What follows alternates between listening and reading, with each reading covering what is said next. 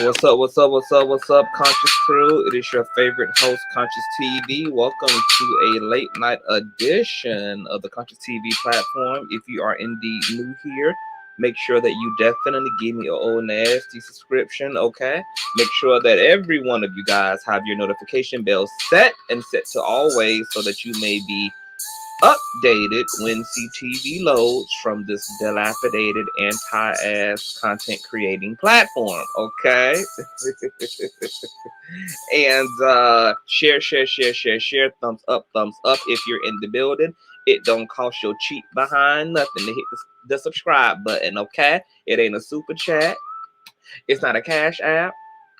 It's not a PayPal donation. It ain't nothing but a literal click, okay? And what the thumbs up does is it helps to bring traffic and new viewers onto the platform, because the higher the thumbs ups are on a video, okay, the better that video does for the algorithm, okay? So you are directly supporting to the promotion of your favorite content creator when you go ahead and hit that thumbs up button, okay? As you guys are giving me all those thumbs up, okay, and you're sharing out to your Plenty of Fish, to your Big Girls Need Love Tooth community page, to we don't care where you promote the platform at, okay? All communities, okay, needs the CTV platform in their life, okay?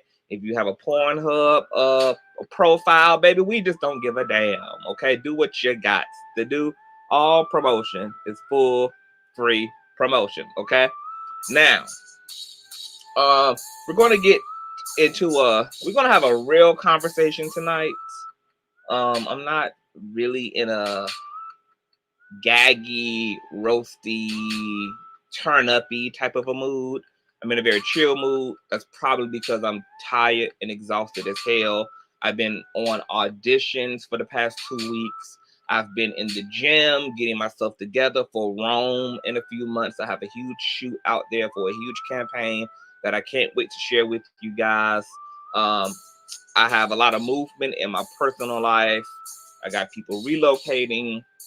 It's a lot going on, honey. I'm selling vehicles. I'm selling my BMW. I think I promoted my BMW in the last, in one of these uploads. I was telling y'all that I had a BMW for sale. It's the vehicle that my father brought for me during my sophomore year of high school.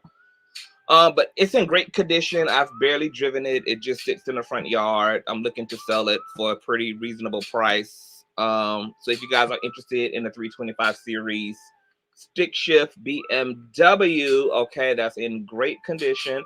Of course, it's a 2001, okay? So the mileage on her, this is almost, this is a 20-year-old car, a 20-year-old BMW at this point, but she's stellar, okay? She's wonderful. She's pretty much practically still perfect. So if you're looking, to purchase a car, a gently used vehicle, as a graduation gift, as a birthday gift, as a first starter car, even though some people do not consider a goddamn BMW a first starter car.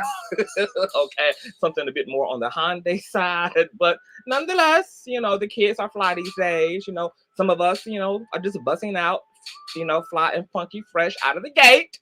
So if you're interested, contact me at consciouztv@gmail.com for all of the details about the BMW. If you live in the South Carolina, Georgia, North Carolina, Alabama area region, I'll probably be able to, personally hand you the vehicle. Okay, we can work all things out. Just contact me at consciouztv@gmail.com. But I'm going to go ahead and play our introduction. You guys, just get ready, get your popcorn, get your minds right, get your spirits right. Okay, we're going to have a grown folk conversation tonight. Give me an old thumbs up. Once again, share, and I will return with tonight's commentary. Oh,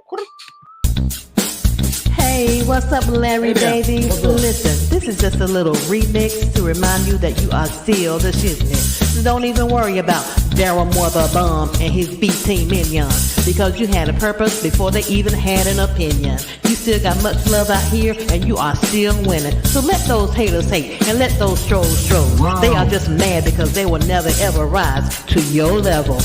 Y'all haters ain't on his level. Y'all haters ain't on his level. Y'all haters ain't on his level. Y'all haters ain't on his level. Y'all haters ain't on his level. Y'all haters ain't on his level. Y'all haters ain't on his level. Y'all haters ain't on his level. You ain't on his level. Here we go. We're gonna start with Darryl Moore. You ain't on his level. And I'll say your name, cause from the pits of the hell you came. You's a dirty old man. You came up with a lame ass plan. You tried to take Larry down, with a proof that was unfound. Shame on you. Find something else better to do. Cause that same ditch that you dig in is the same ditch your ass gonna fall in. You recruited El Carter, and his dumb ass ain't no smarter. And as a matter of fact, I think you want Larry's feet in your crack. Damn!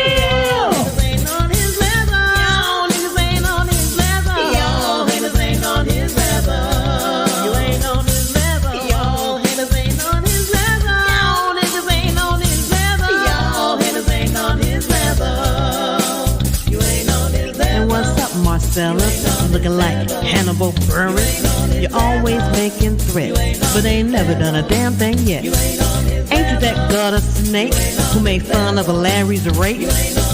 You'll say it ain't so, but when we saw you on a video, shut the hell up and sip your tea, because a badass you'll never be. All you do is talk shit with that lame ass 18 clip. And now we got big little Kim, who really just wants to sit in. I won't go in on you, sis, but you so much better than this. And Roxanne, Darryl don't want to be your man. He is just using you because he needs a clicking of you. Y'all haters ain't on his level. Black Mr. Clean. Y'all haters ain't on his level. Whoever the hell y'all be, you ain't on his level. Y'all the biggest haters I ever seen. Y'all niggas ain't on his level. Y'all haters ain't on his level. You ain't on his level. Y'all haters ain't on his level. Y'all haters ain't on his level. Y'all haters ain't on his level. You ain't on his level. Y'all haters ain't on his level. Y'all haters ain't on his level. Y'all haters ain't on his level. You will never be on his level. Hey, you ain't on his level. You tried it though. Gotta give you an A for effort, but you really gotta E for epic failure. Don't go cry in the car. All right, you guys. I believe we are back. I'm just still loading some things up here. I should have named some screenshots before I did all this. This kind of is an improv live. I was going back and forth about whether I wanted to even do this live, but I decided to go ahead and do it because it was just pressing on my spirit. And these days, I really do be trying to be obedient to the Holy of Ghosts. This is okay. I told you I've been working on my disciplines, honey. I have been working on not questioning the Lord, but focusing more so on obedience in God, okay? Because it's more important to be obedient than it is to understand God, okay? You need to understand what He's asking you to do. You just need to be obedient to what He's asking you to do, okay? So I said, let me go ahead and get in here and push through. I'm tired as hell, tired for all the right reasons. Let me see. I'm getting some screenshots together, but while you guys are in here, go ahead. If you haven't given me a thumbs up, give me a nasty thumbs up, please. Help share the community out, okay? If you don't like to manually share things out, giving me a thumbs up is a way to get the video out into the algorithm, okay? So give me a nasty piece of thumbs up. Now let me speak to everybody in the comment in the stream before we get started tonight.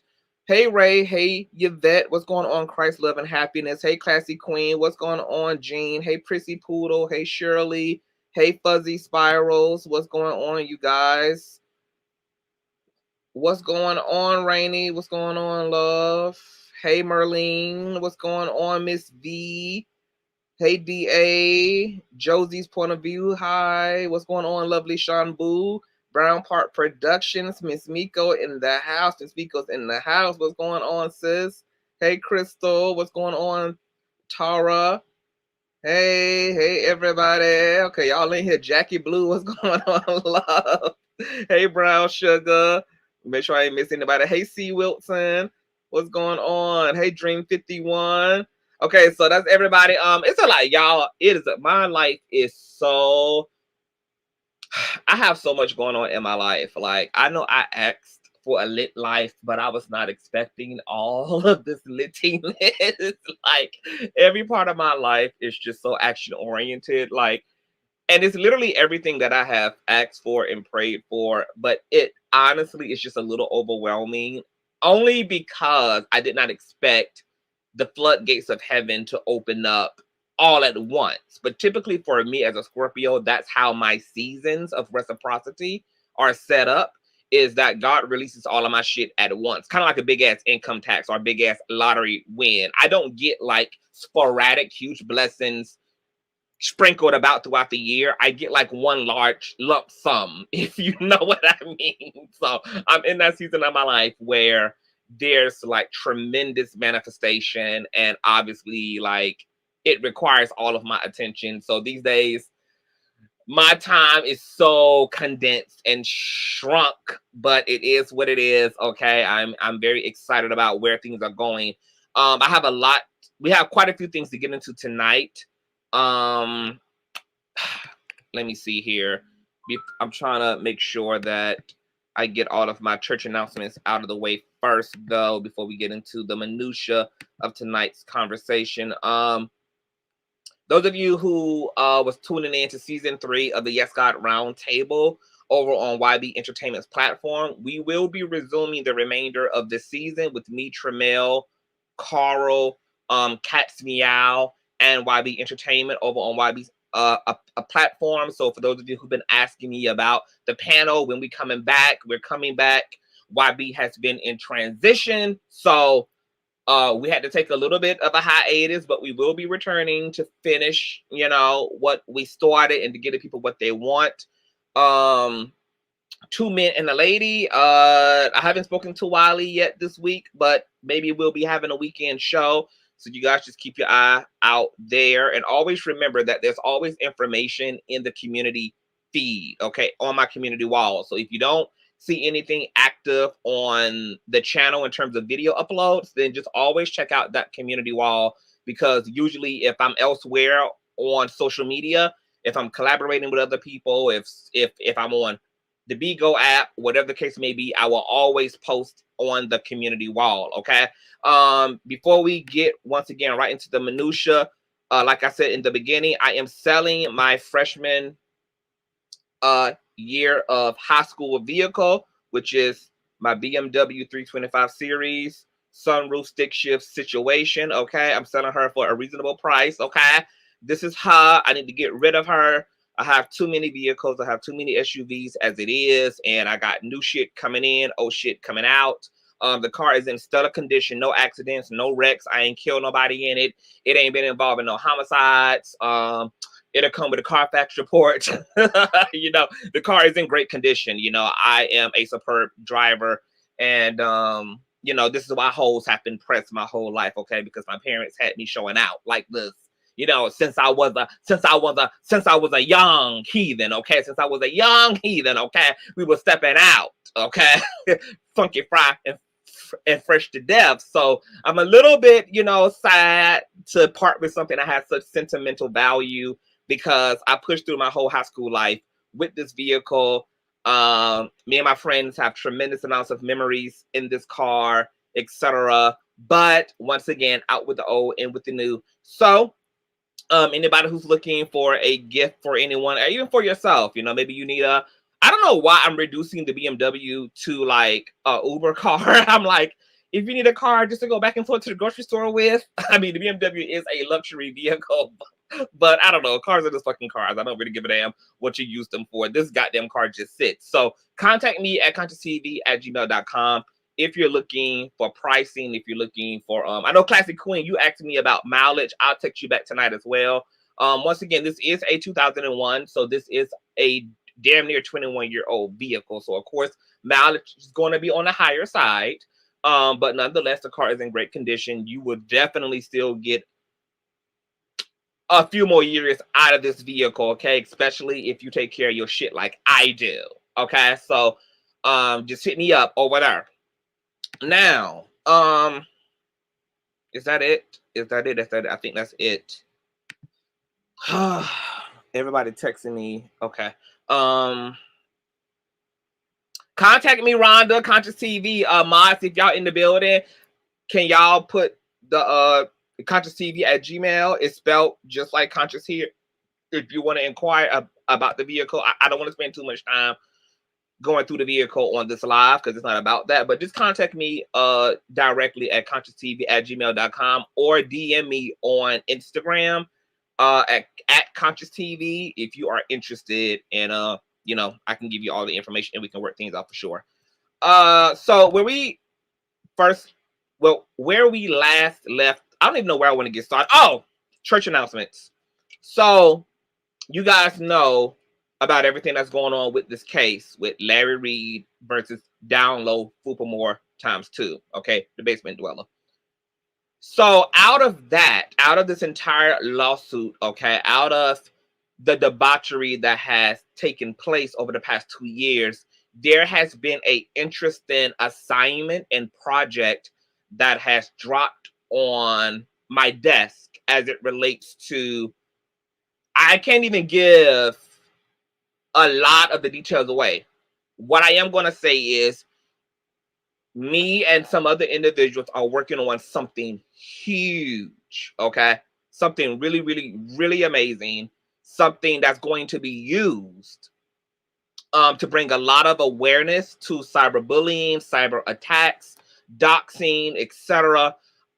It's amazing. I am very blessed to be asked to facilitate some aspects of this particular project. We're going to put a lot into what we're doing. So just keep us in your prayers. Because we're not just thinking about ourselves in a situation. Me and this other individual are also thinking about the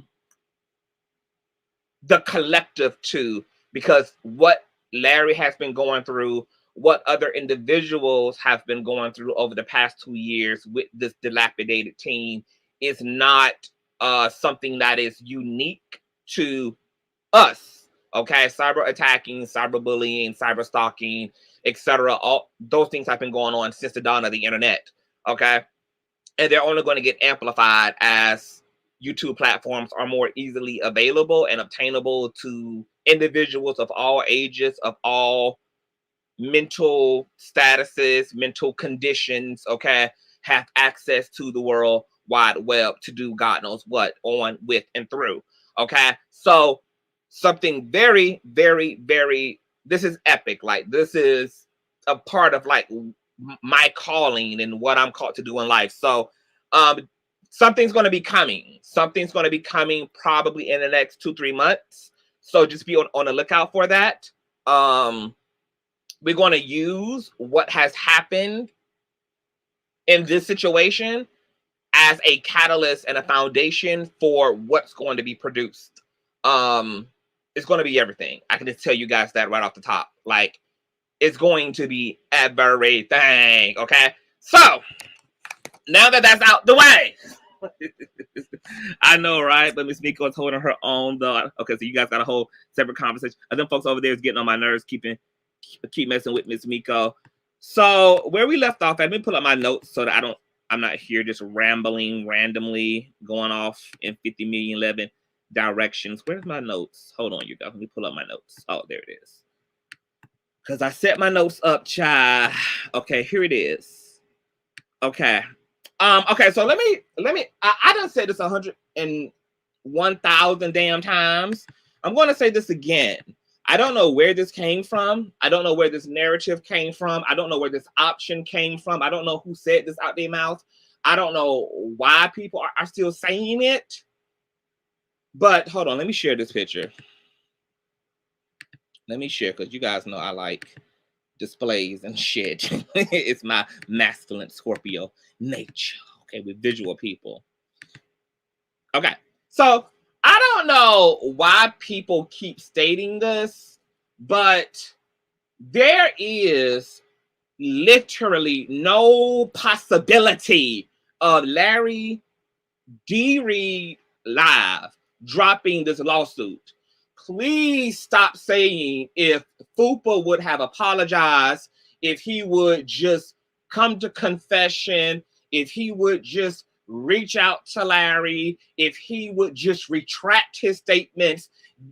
It doesn't matter what he does. The option to drop this lawsuit is nowhere on the fucking table. Okay, there is no dropping of lawsuit. There is nothing Darryl can do, even that which is virtuous, even that which is apologetic, even that which is atoning, even that which is confessive. There's nothing that he can do, okay, to prohibit Larry from seeing what is going to be seen through to the fullest extent, which is this lawsuit, okay? So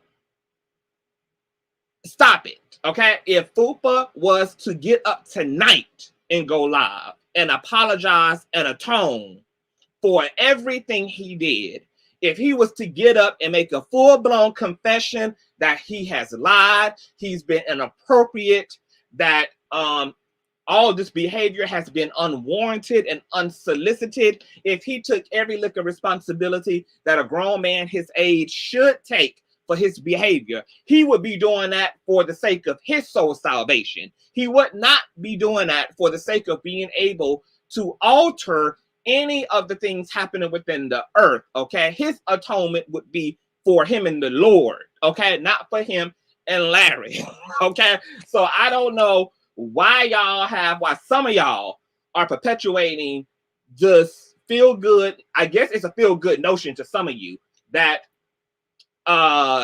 what's happening now is compromisable. There is no compromise.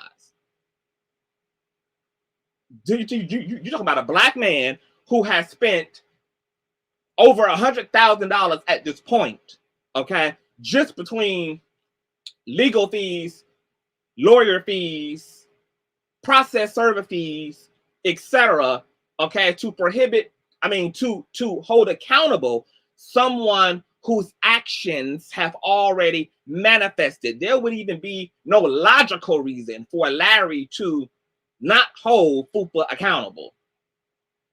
Fupa's apology does not make anything right. Fupa's apology does not reverse the hand of time. Fupa's apology or accountability does not remove all the crap that he's done from the public's mind or the public's memory. There would literally be nothing for Larry to gain out of Fupa apologizing. Now, I don't know what everybody else has asked Fupa for, but Larry has never asked Fupa for an apology. Larry is holding Fupa accountable, okay? Now, maybe some of y'all still believe that there is a humanity in Fupa. Me and Larry do not acknowledge a humanity in Fupa. Some of you are out here still talking to Fupa and wrestling with the A-team as if these are actual human beings. These people are dissolved of a conscience, okay? Some of y'all are still trying to make a moral appeal to a group that has no moral conscience, okay? Some of y'all are still literally out here trying to talk good sense into people who don't have no good and don't have no goddamn sense, okay? Now, if you are still under the impression and you still have a desire to continue to just throw blanks up against the wall, if it just makes you feel good, okay, to try to minister to these people and to try to talk reason into these people, or to try to sort things out, and point out what's logical and not logical, look, that's on you. And you will be here until the end of goddamn time, because for those people, this ain't got nothing to do with truth. This ain't got nothing to do with logic. This ain't got nothing to do with God, with the conscience, with nothing. If they had all of that, okay, they wouldn't be in this position to begin with. If they had anything like that in them, this would not have been 2 years of debauchery. If any of that was present, alive, and well, okay, we wouldn't be here 365 days times 2. Okay? Nothing like that is in those people. Okay? Your only options when it comes to these folk, drag them, gag them, roast them, or either sue them. Okay? Or take some meaningful action. But to literally attempt to like speak as if you're speaking to just hurt human people or confused human people, okay, and not demons, okay? These are demons, okay? Between mental illnesses and trauma coupled has concluded these folk to be reprobates, okay? You're talking to swine. Swine, okay? So, I don't know why some of y'all just keep on with the keeping on. Now, while I'm already here, let me go into this. Now, these are just my personal views. I don't speak for everybody but my damn self, okay? Sometimes I speak for Larry. But I'm speaking for me, okay? As someone who is actively involved in the situation, because I have been targeted over the past 2 years as well. But I'm also somebody who is playing an observer role with everybody else as well. I see knockout media out here in these streets. I see his name. I see people sharing the content, etc. I also watched Miss Mikko's stream a few days ago, I believe, where she was speaking about somebody's subscriber had reached out to her to let Miss Mikko know that she had reached out to the crossing guard, Roxanne, and she was attempting to basically just appeal to Roxanne's conscience, to appeal to her better half, her higher self. She, this poor woman, whoever she is, was under the impression that there's still a humanity in any of these people, including Roxanne. So out of good faith and under the belief that somewhere in Roxanne, there is some sensibility and some sense of character and integrity and ethics and morals, she reached out to Roxanne, okay? Reaching out through email led to a phone call that went completely left as Roxanne went in on Miss Mikko to this young, to this subscriber. Now, by the end of that conversation, Roxanne had allowed the woman, she let the woman know that basically this matter would stay between her and Roxanne, that she would not, speak to Fupa, who according to Ms. Mikko said that that Roxanne communicated that he's a sick man, that he's a drama king, okay? So she doesn't even really fool up with Fupa like that, okay? Nonetheless, Roxanne did not make good on her word, and she ended up transferring the emails and the conversation and all of that crap over to Fupa, and Fupa ended up turning around doxing the woman. Okay? I guess he put out her address. I guess he put out, her government name, etc. I don't know. I don't follow Fupa. I don't listen or look at those folks. So I don't know, but that's what I gathered from the story. The reason why I said, well, I preference what I'm about to say right now with what I just said a few moments ago is that for me, okay, and I'm only speaking for me. I ain't speaking for nobody else in this situation. I'm speaking as Davion, aka CTV. I do not feel that it is in the best interest of anybody who is not directly involved in the situation to get involved in the situation.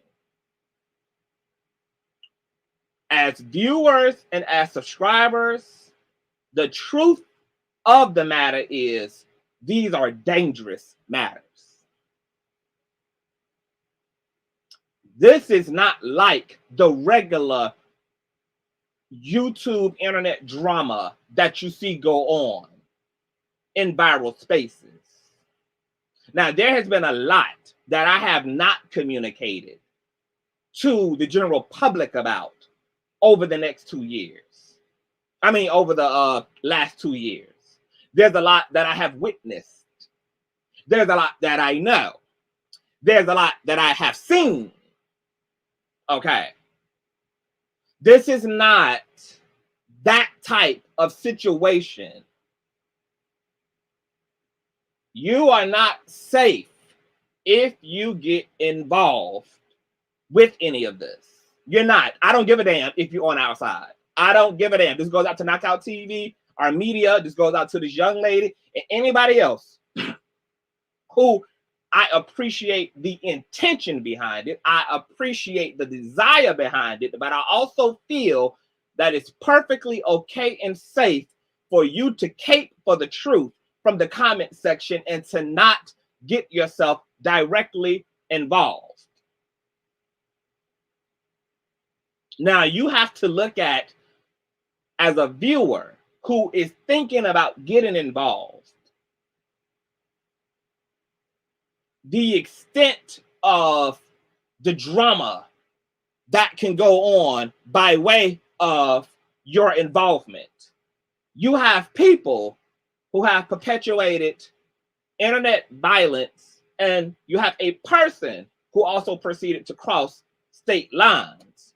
You have people that have threatened to put bullets into people and brandish weapons who also are self-proclaimed mentally ill and have been in association and alignment with actual serial killers, because the infamous Facebook serial killer of 2017 was an Omega Psi brother of Fupa.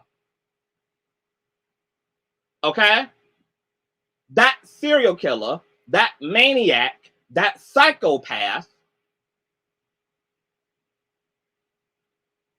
had just spoken to Fupa a week or two prior to his random killings. Fupa and this psycho had plans to go fishing.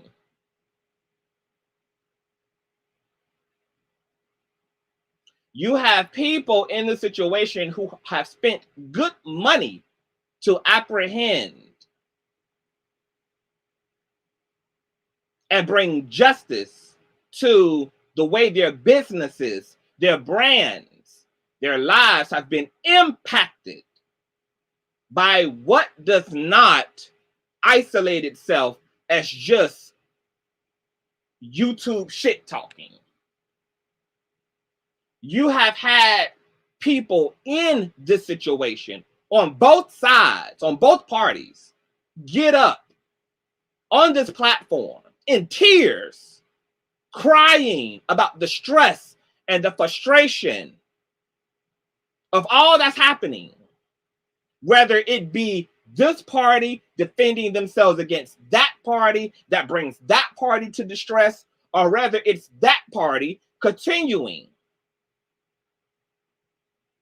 to take jabs and poke at this party And you have people who have been brought to distress on this side.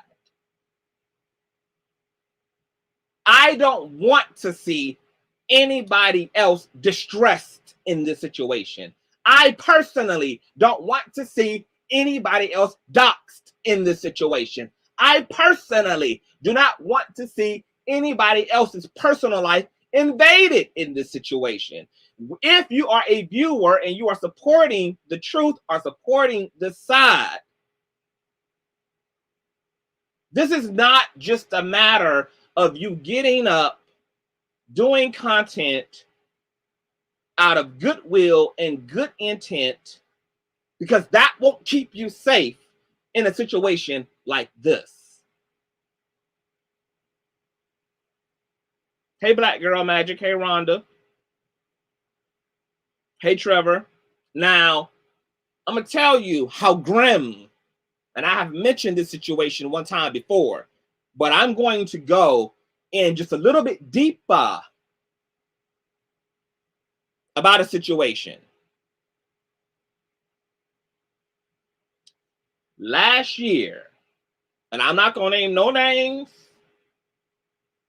I'm not going to say who this was.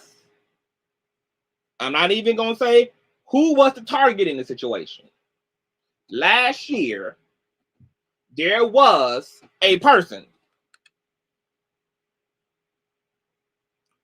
on this side of the tracks who was enduring mess from Fupa and his flying monkeys. What nobody knows, except me, is that this person became so mentally and emotionally distressed that they had actually crossed state lines.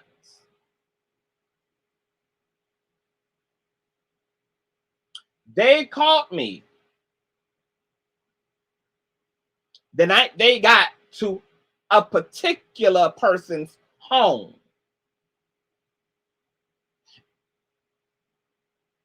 And they video chatted me. They were sitting outside of this particular person's home. Outside of their home.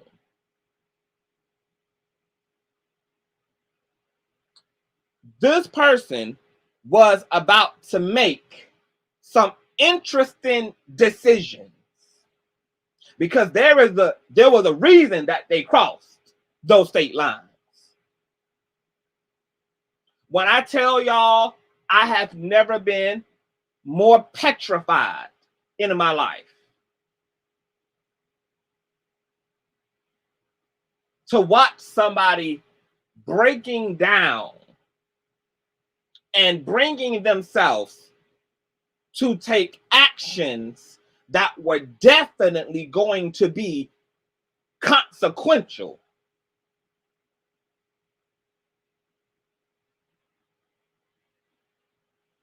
I had to get this person, I had the three-way, the crisis hotline for this person to talk them out of the despair, the hopelessness, and the victimization that they were experiencing. I was literally terrified for both parties involved. Terrified.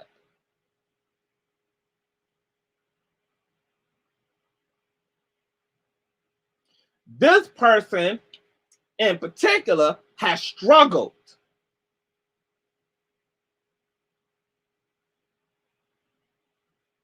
to maintain proper etiquette and self-control because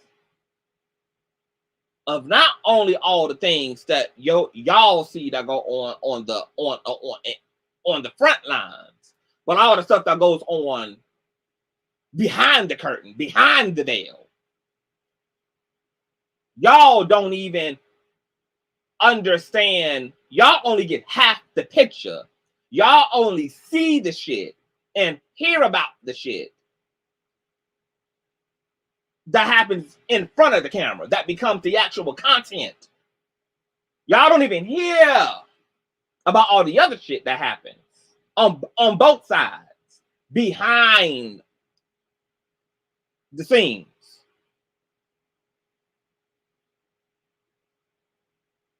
Now, a lot of people think that they Billy badass and that they have what it takes to endure and to rumble.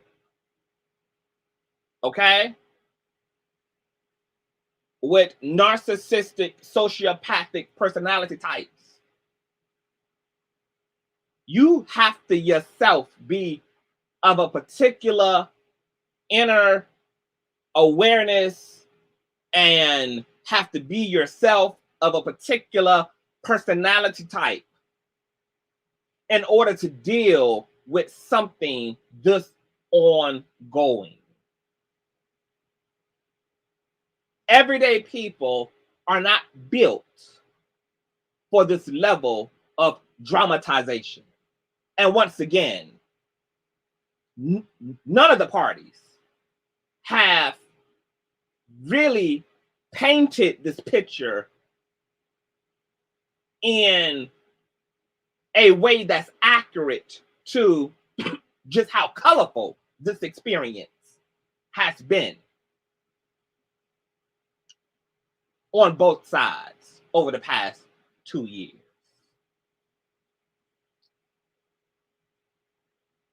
There was, I can even say that. I was going to say something. I can even say that.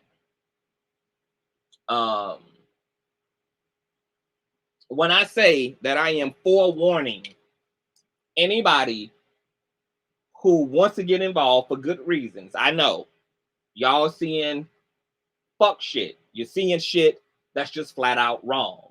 Y'all see clearly what's going on. Y'all know who the victims and who the villains are in the situation. I'm telling you that I don't give a damn how wrong you feel things are. There are 101 ways to support, and I'm only going to speak for me. Hell, I'm going to speak for Larry too. There's 101 ways to support myself and Larry other than becoming a content creator and openly speaking out. There's 100 other ways. You can support by just doing what you're doing right now from the comment section. You can support through Cash Apps. You can support through Patreon. You can support just by being supportive. But we're not dealing with people who know how to fight fair. We're not dealing with people who know how to keep things to just not liking each other and talking shit if that's what any party wants to do on either side. We're talking about a people where things go far. We're talking about a people where things can get dangerous on either side. Because while there are people over there who screws ain't screwed in too tight, there's people on this side who screws ain't screwed too tight either. And what most people's expectation is that they're going to get up here and they're going to speak out, and they probably expect some reasonable drama, probably expect there to be a few videos back and forth, and then you're going to go on about your merry way. You ain't seen not one person yet go on about their merry way. CTV name, Larry Reid name, Mikko name, DeMario name, Andrea name has been a consistent theme for the short bus occupants over there. Okay? Even the people that came to good goddamn sense and hauled ass like Prissy Poodle and Big Rainy were not allowed to leave in peace. They're still being the subject and the topic of dialogue to this day. And they ain't been with those people at this point in months. Both Prissy Poodle and Big Rainy, who were once supporters of that group over there, were doxxed. Violence was incited upon them. Threats of physical violence. And those threats are not given by sane people. They're given by people with real trauma, with real mental issues. And one of them is already in a real life lawsuit that has aspects of criminality within it. Not just violations of YouTube guidelines or Google policy guidelines, but criminality.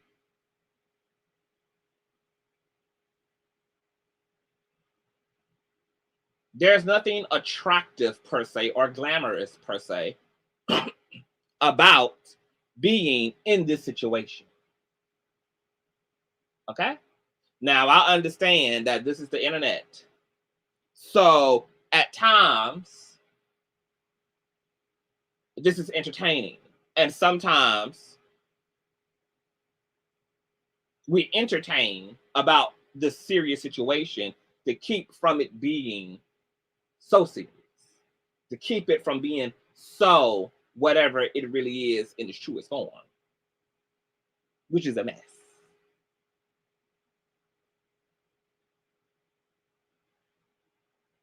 I have foreseen and prophesied that someone is going to end up severely hurt.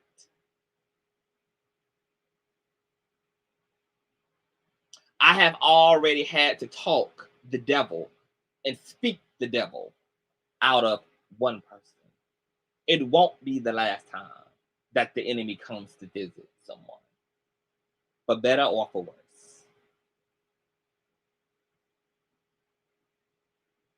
There is nothing that any of the supporters are accomplishing by getting involved.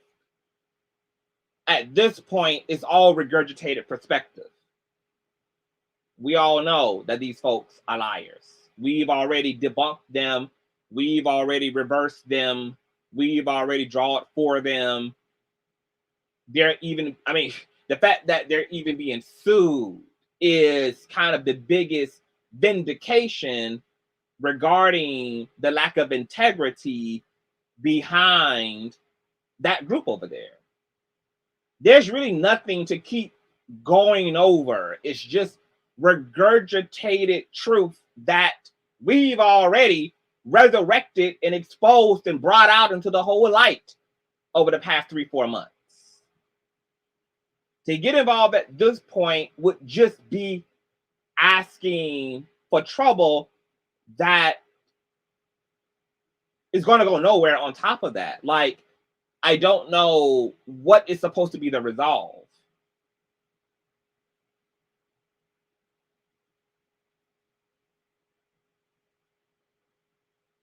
There's no resolve. You're only going to put yourself in a line of fire, and you're just going to be another person who is going to have to deal with the things that everybody else has had to deal with. And somebody is going to come out a winner or a loser in that situation. Somebody's going to either defend themselves in such a way that it's finally going to just break the bow and drive somebody who's sick into absolute madness. That's going to result in somebody being hurt, or the sick people who are attempting to victimize somebody else are going to drive the victim into taking the law, into taking matters into their own hands. And that has already happened. Somebody from this side has already crossed state lines, and somebody from that side has already crossed state lines.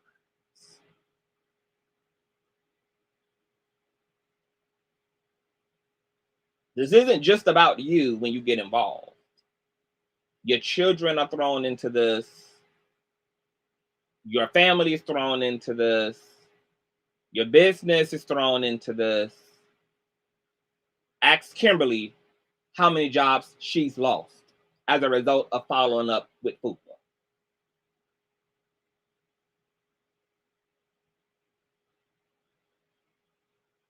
I witnessed her losing her part-time job because I was on the phone with the person who was communicating with her superior when she lost it.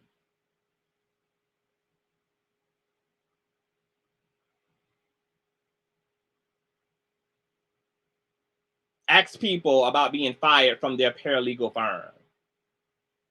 Not graduating per se, not leaving because they completed their course, but there's tangible loss. There's tangible impact.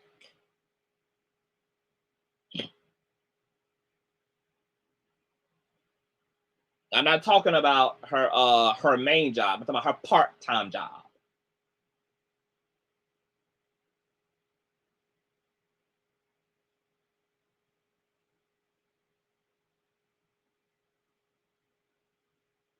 And I know because I have the whole thing on recording.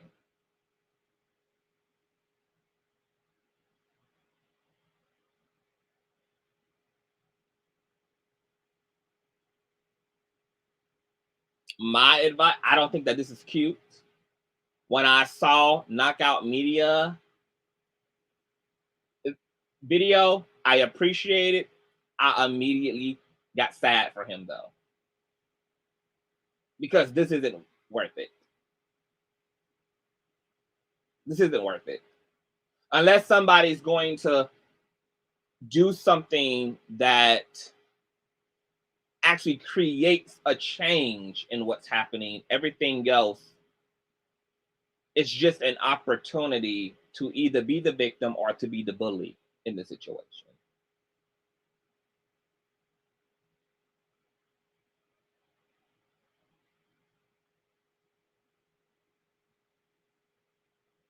I personally don't want to see any of y'all involved. There are people right now who want to sue, who cannot sue. If you are somebody thinking about potentially getting involved, you need to think about what resources do you realistically have available to you to do something when it goes too far. Because if it's nothing, then you just need to pray and support who you support and support them another way. Because if you don't have the means to truly stand up for yourself beyond doing a video,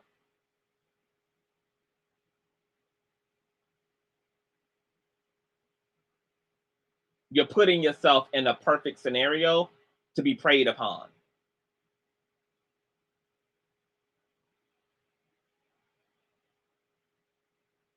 The reason why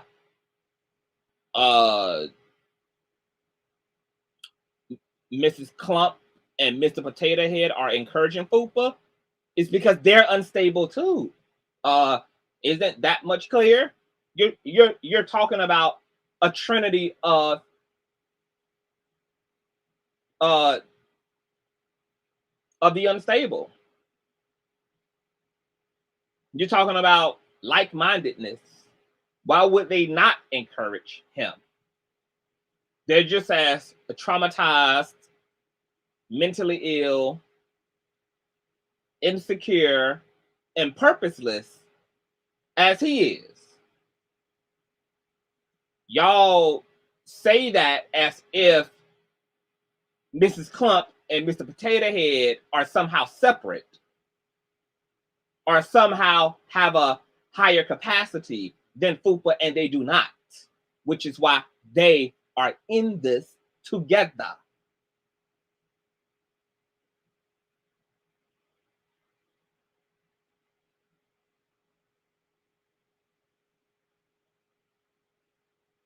No, there is nobody who is more mature than the other. There is nobody who is more intellectual than the other on that side.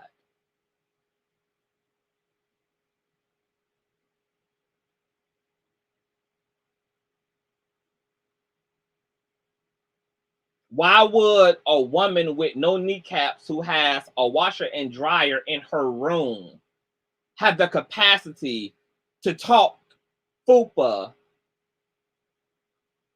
out of debauchery?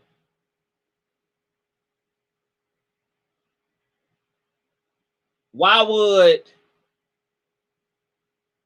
a man who won't even show us that he's capable of standing up and walking, who lives in Crenshaw, working for Amazon for minimum wage, while trying to cipher or snuff the company under the guise of a wrongful termination,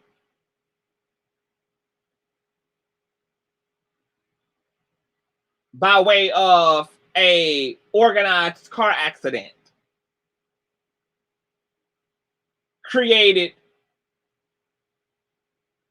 with the intent to pit his job up against the wall. Y'all know those people who done burnt up their car. Y'all know those people who done found all types of interesting ways to get that insurance check.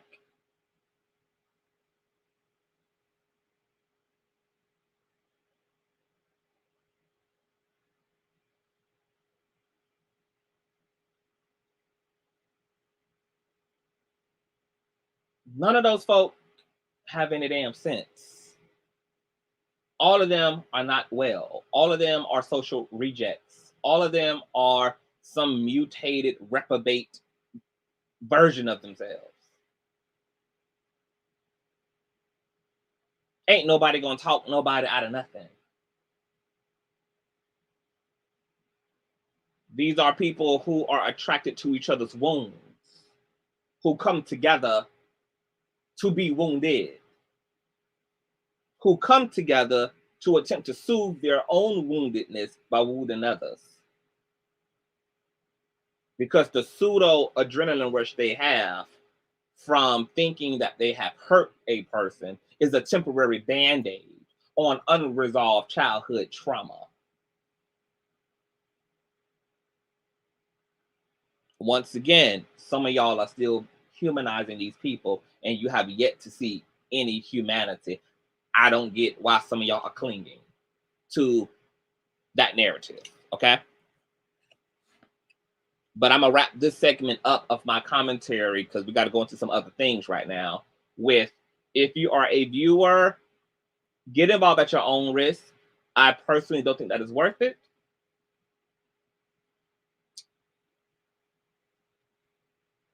I would much rather prefer that if you have any resources that could be of service to those who you are supporting, provide those services.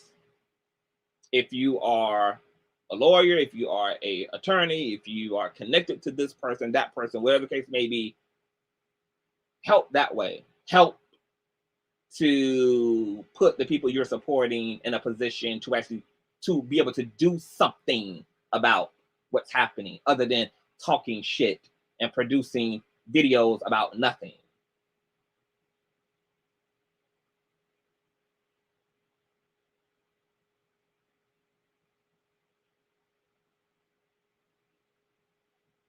Now let's go to this court date. September the 8th is where we are. Let me see if I can put the screenshot up here real quick. Hold on. Y'all niggas ain't on my level. Them niggas ain't on my level. Hold on, I'm about to share another video. I mean, not video, I'm about to share another image. Give me 1 second, you guys. If you're in the building, thumbs up, and share. You guys. Y'all niggas ain't on my level. thing. How did I do that? That's the wrong screen share. Hold on. Yo, on my level. Shout out to Angie's Angle, okay, who produced that riveting track, honey, that we love so much over here. Shout out to her. Much love to that creative sister. September the 8th, you guys. Okay, September the 8th, 2021. Case Management Conference scheduling, okay, signed by Judge James S. Gwin. It's setting a case management conference at 10 a.m. on September the 8th to be held by video conference before Judge James S. Gwin. This court requires defendants to file an answer to the complaint regardless of whether they have filed or plan to file a motion to dismiss. Now, what that means is that all of the accusations and claims against Fupa, all 70 of them that he refused to answer the last time that it was his time to file a motion, he didn't answer to any of the 70 claims. Instead, he had his lawyer file a motion to dismiss. The reason why Fupa had his lawyer file a motion to dismiss the case is because, for one, he's not able to actually retain or afford a lawyer. Okay, so he can't even afford a lawyer to sit and engage his case long enough, okay, to even file any other way but for a motion to dismiss. But secondly, his lawyer filed a motion to dismiss because literally the only other option is to answer to guilty as charged in this case, because any lawyer who's been in practice cannot look at this lawsuit coupled with all of the literal evidence that's been archived and documented to support all 70 claims against Fupa. Can see anything that they can defend as it relates to Fupa. Fupa cannot be defended. The only options are to attempt to have this thing dismissed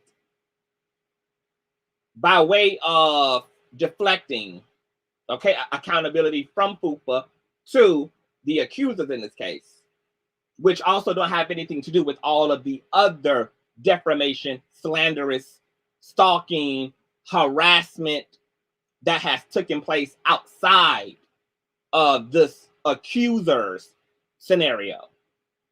Okay, so the courts are making Fupa do what he was supposed to do instead of filing a motion to dismiss. You can't just bypass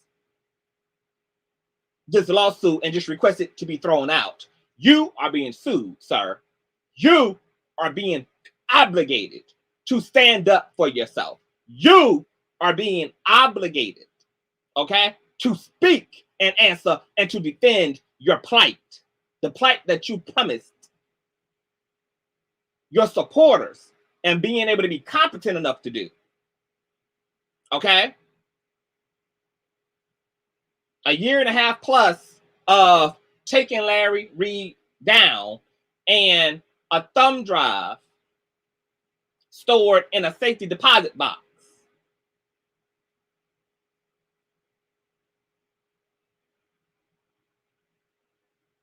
The courts are asking you to make it real. To make it real. The courts are asking Fupa Moore to not put on a show like he's been able to get away with doing on the internet. But he's going to have to actually stand up in his plight as an actual defendant before the real court of law. When he filed that motion to dismiss,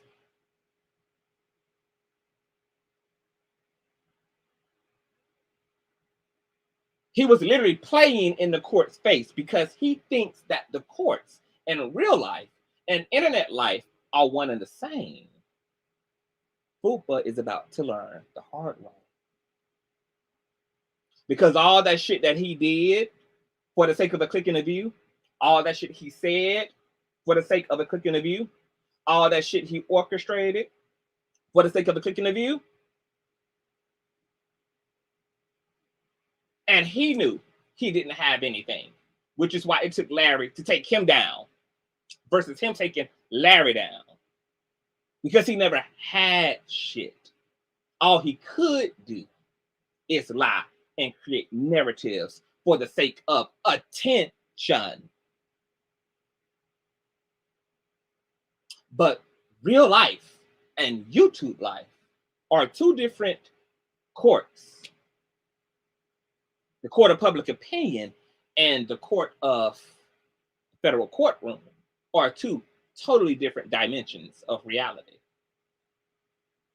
And the courts are demanding that he answers for all 70 grievances against him. And he has 21 days to do that. He has to answer to all 70 claims before this hearing. And guess what if he doesn't? Guess what happens if he doesn't manage to do that? This case is a wrap. Because on September the 8th, a judgment will be rendered. A default judgment will be rendered to Larry. Larry is going to win regardless. But he has already agitated the courts by filing a motion for dismissal. He will be wrapping his own ass up by not filing those answers in accordance to the lawsuit by September the 8th, or it will be his ass. He will witness his own ass be gathered up on September 8th. It also reads, the filing of a motion to dismiss shall not delay the time in which the party must answer the complaint, which means that it doesn't matter what the fuck FUPA intends to do. He can have a desire for dismissal. He can plan to file a dismissal. The courts are saying, we don't give a damn what your plan is. You need to answer for all 70 of these grievances. You are not bypassing 70 grievances. You're not going to escape having to answer for your behavior and your accusations and your allegations and your behavior. That's what you're not going to do, irregardless of your desire to dismiss, irregardless of your desire to have the courts consider a motion for dismissal, that you will privy this courtroom to an explanation about the 70 things claimed about and against you. That's what you will privy this court system to. We don't know who the fuck you think you are. We don't know who you thought you were. We don't know who you desire to be. We don't know what courtroom and what court system and what reality, what twisted part of your personality then showed up today. But whichever personality type you put on, bitch, one of them is going to answer for all 70. You can allow your sociopathic personality to answer for the 70. You can allow your narcissistic personality to answer for the 70. You can allow your 50-year-old self to answer for the 70. You can allow your renter center personality. You can allow your basement dwelling personality. You can allow the skinty you to answer for the 70. You can allow the big bitch that still dwells in you to answer. We don't give a damn which way you rotate the wheel, bitch. But what you will do is have one of those personalities answer for all 70 of these claims and grievances against you. You will privy Judge James S. Gwin to an explanation for every last single action and statement made by you listed here on this here lawsuit. That's what you will do. Or it will be your ass. You can have it either way, sir. Either way. Okay? Now, let's get into what is going to exactly happen on the 8th. Okay? What's going to happen on the 8th, as you guys can see here, is called a case management conference. Okay? And a case management conference in legal terms, okay, refers to the schedule of proceedings involved in a matter. Okay? There are various stages in litigation, such as the filing of a complaint, answers, the discovery process, okay, interrogatories, subpoenas, depositions, etc. Okay, and motions that occur before a trial is held or a decision is rendered. Okay, each stage of the process has a scheduled time frame in which it must be filed with the court or completed. When a complaint is filed and a case is assigned to a judge, the judge will often set forth a schedule for the submission or completion of the relevant pleadings, court appearances, and other matters. Okay? Let me scroll down here, because I want to talk a little bit about what happens, all other things that this conference gives birth to. Okay? The judge is going to hear from both sides. The judge is going to ruminate over what Larry desires in the instance of favor in this case, and is going to hear from, and is going to hear a defense from said party. Okay? They're going to verbally go over this case, how we got here, what's going on. The judge is going to have an opportunity to physically listen and hear both sides, kind of like when your parent calls both kids into the room to go over what has happened. This is what's going to be embarrassing for Fupa, because Fupa is going to have to sit in real life with his real life body in front of a real life judge that has full control and power and authority to shape his reality. And he's going to have to start from the genesis and explain and make it make sense to this man. How did Fupa ended up sued? Fupa is going to have the shameful task of talking to a federal judge about why he has threatened and been consistently involved in the ins and outs of another man who he's never even shared the same physical space with.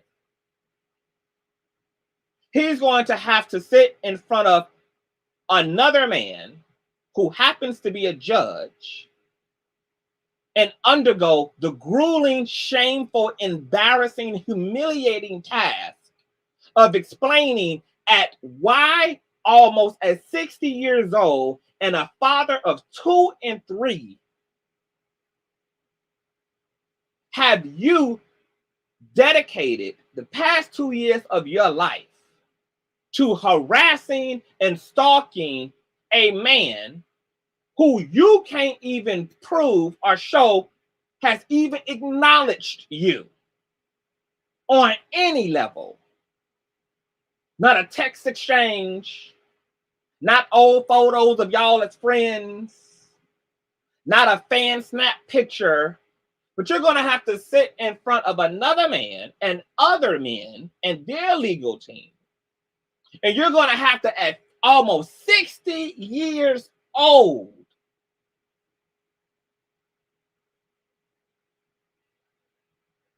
talk about your childish, criminal ass behavior to people who take themselves very seriously.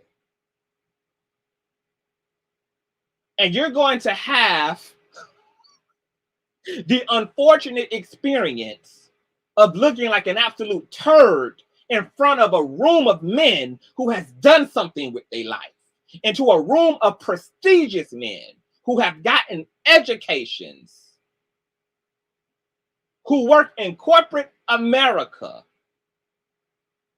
who have burdened themselves with making something substantial out of themselves. And you're going to have to sit in that damn room with your Rent-A-Center Legal Shield rep and explain to another man who happens to be a judge in front of other men who are suing your ass and talk about what you have done with your life over the past 2 years as an unsuccessful teacher, as an unsuccessful paralegal, as an unsuccessful nurse aide,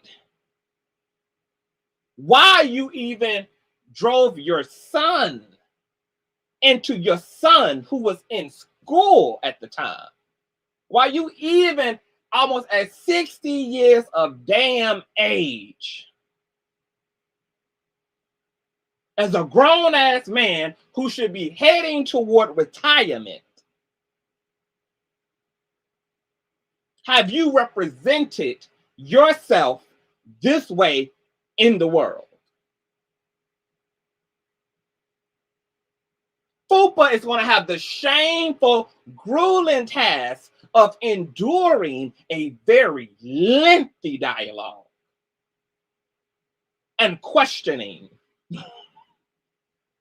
He's going to have to endure the expressions of pristine, intelligent, real men. He's going to have to endure the facial expressions as they sit through and listen to his inability to properly articulate the sensibility behind his debauchery, his debaucherous ass behavior. And you are damn skippy. I am going to be in that damn room to observe it my damn self. I have earned the right to see this with my own 2 eyes.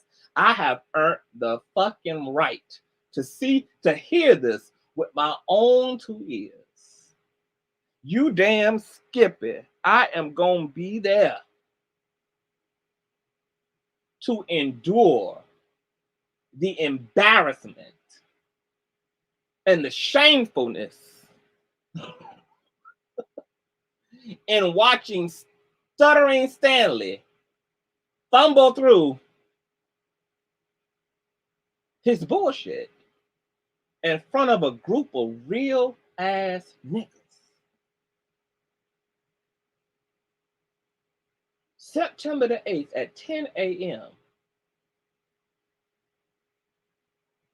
FUPA's whole day is going to begin with the crucifixion of his dumbass self.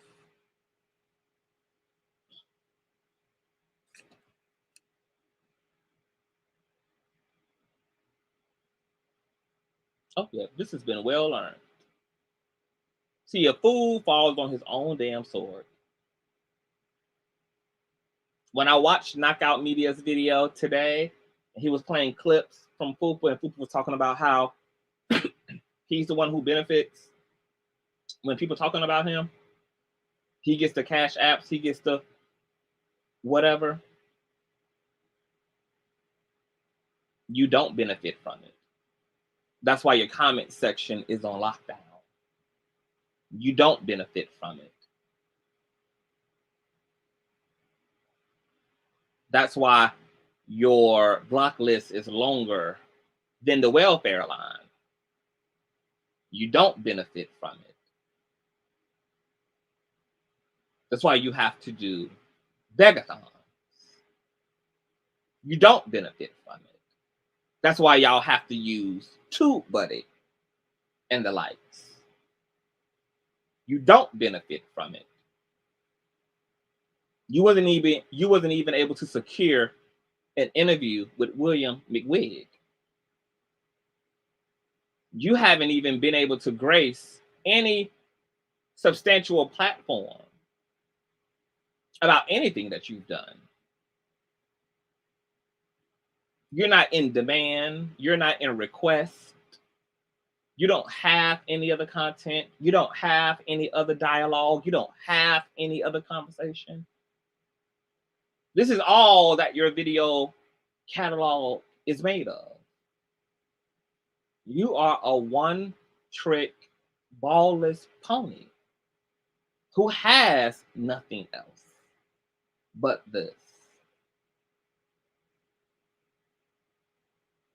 It's the only flame on your candle, sir. And now you're going to suffer through one of the biggest okie dokies as a result of somebody who benefits. Do you understand that you sound as stupid as your motherfucking ass look when you talk about benefiting and you are being actively sued? As you let the words, I benefit, come out of your mouth, as you are having to wake up in despair and anxiety and fear because of the suit, and having to beg other hardworking people for their money because you can't keep a motherfucking job as a grown-ass nigga, and you can't sustain a platform that allows you to take care of your own personal burden. You think you are the one who's winning. It was literally the manifestation of the full-on delusion for me. It was the manifestation of the delusion for me. I didn't need nothing else. The fact that this bitch thinks that he's winning and he has his subscriber count on private and his comment section on turned off and is actively being sued. You cannot make this type of delusion up. This type of delusion just has to be what it is, which is reality. Now let's talk a little bit about the discovery process, okay? Because we've heard the discovery, the discovery, okay? Thrown around by the dilapidated short bus group over there. Well, during the discovery phase, both parties learn what the others know about the evidence by asking for certain documents, asking for answers to interrogatories, and taking depositions of witnesses who are under oath. The discovery process can help the parties understand the relative strengths of both sides and help facilitate a potential settlement agreement.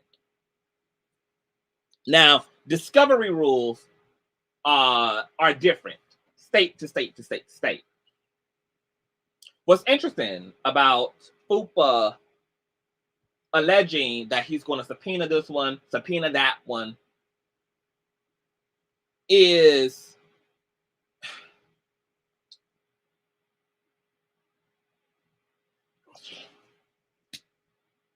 let's just read some of the lawsuits. Maybe you guys can enlighten me for sure. Let's read this clause of the lawsuit.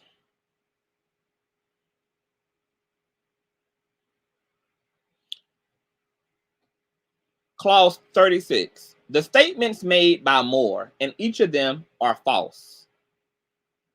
Reid has worked to earn a living, paid musicians what they were owed, has not swindled, defrauded, or financially abused his thousands of willing online subscribers, and has not posted misappropriated sexual images online. Now, I want you guys to tell me where myself, Mikko, Demario, and or Andrea can help FUPA as it relates to his slander against Reid. What is it that me, Mikko, Demario, and Andrea can assist FUPA in proving about Larry? as it relates to his claims that Larry has swindled, defrauded, and financially abused his online subscribers. Tell me, what is it? How is it that me, Mikko, Demario, and Andrea, what can we bring to his plight?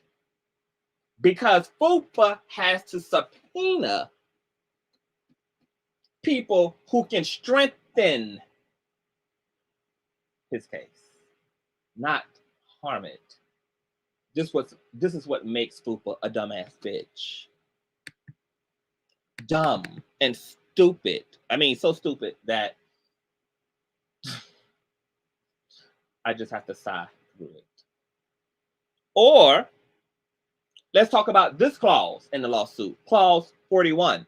Moore has also published videos which contain direct or strongly implied threats of violence against Reid, and has underscored these threats by visiting Reid's home in a private gated community in Georgia and publishing detailed instructions on how to locate his home. I think that's what they call it, doxing, right? In videos posted or first streamed on the following dates, Moore made threatening statements, okay? And there's more than several videos cited here. Okay, so how is it that me, Mikko, Demario, and Andrea can help FUPA in his plight? To subpoena is to summon forth that which can strengthen your defense. How are me, Demario, Mikko, and Andrea supposed to strengthen his plight when he goes to defend all of his direct and strongly implied threats of violence against Larry and his intrusion onto Larry's property, which is all caught on surveillance? You're going to subpoena us to have us do what? Testify to, yes, that all of these things listed on this fucking lawsuit is true? Because that's exactly what the hell you're going to get. Is yes, I myself witnessed on February the 2nd. I myself witnessed on February the 5th. I myself witnessed February the 6th. I myself witnessed on March the 28th. FUPA Moore filming himself cocking a pistol and saying that it would be fine if Reid stopped breathing, while denying an intent to kill Reid. Expressed the wish that he could put 2 in his chest and be done with it. Oh yes, I will testify to yes. I witnessed, saw, and also have that footage archived and downloaded. Subpoena me so that I can say yes to February the 6th, Moore posting pictures of himself in front of Reid's home and a picture of the security gate surrounding his community, because I also have that footage and those images downloaded. Subpoena me so that I can say yes, okay, to February the 5th of 2021, where Moore stated, I can't put into words the shit you are about to experience. You're gonna get got. And in another video on that date, Moore denied an intent to kill Reid, but notes regarding the entrance to the gated community where Reid lives, and I quote, I have the gate code. And then described visiting the area and speaking about Reid with his neighbors. In another video that day, Moore gives turn-by-turn directions to Reid's home. Subpoena me so that I can say yes to witnessing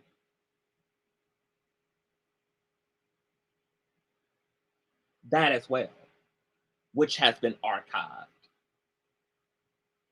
and documented.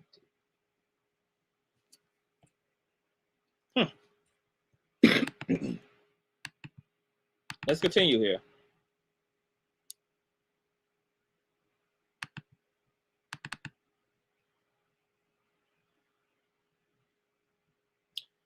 What about clause 51 and 52 of the lawsuit? Some of the statements complained of in paragraph 32 through 43 and their subparts were and are defamatory because they have the natural effect of exposing Reid to public hatred and contempt, such as allegations that he forced his wife to perform an unwanted abortion, drove his wife from one home on which she paid the mortgage, brought or coerced the silence of sexual partners, beat his wife, beat his mother, and engaged in sexual activity in front of teenage boys. So when you go to subpoena me, Mikko, Demario, and Drea, how are we supposed to strengthen all these things you slandered Larry about? Because what you're going to get is a testimony from all of us of witnessing this unsubstantiated, slanderous fodder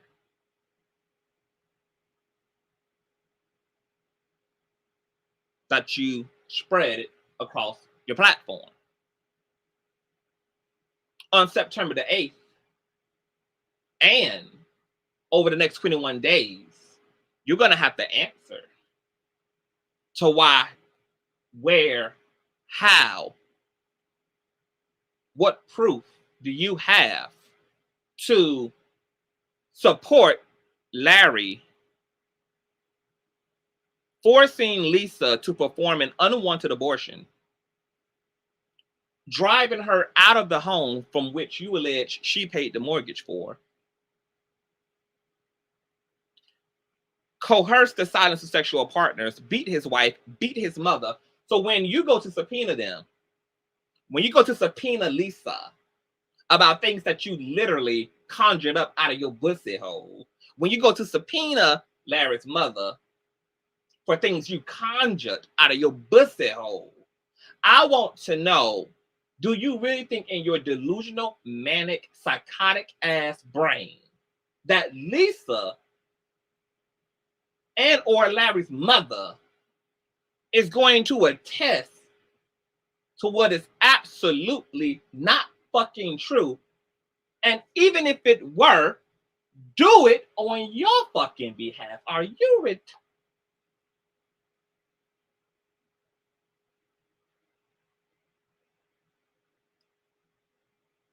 When I tell you guys that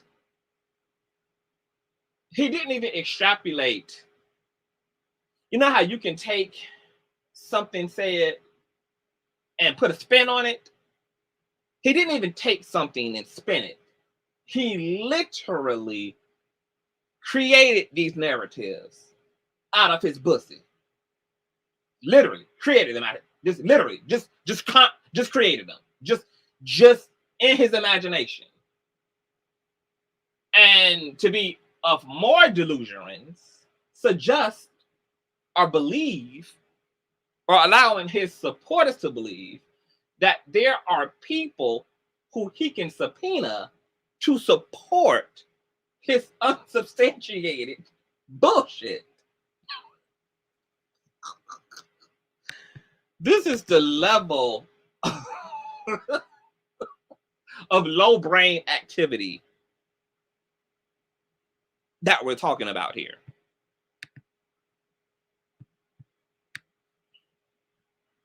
Low brain activity. But let's talk about something else as it relates to subpoenas.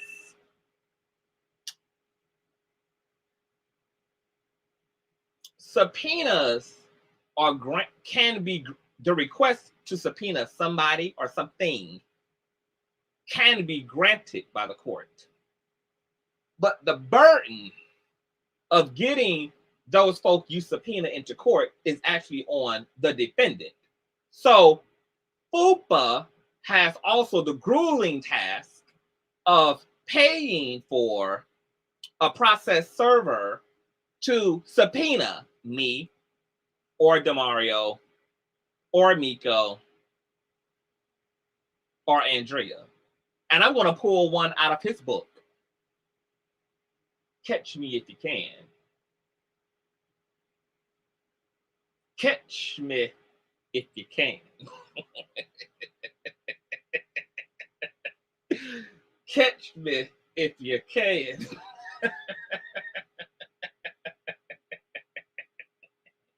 Because see, I don't have a son to open the door, who can open up the door on my behalf and be served on my behalf for.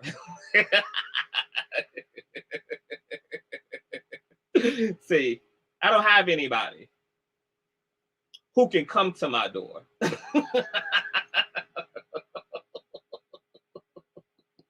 See, I don't have anybody to answer my door.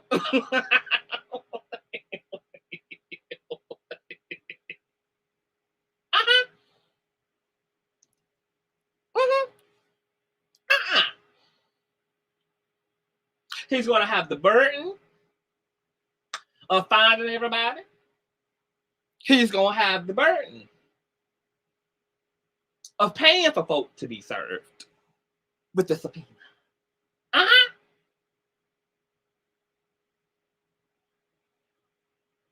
FUPA got a nationwide issue on his hands.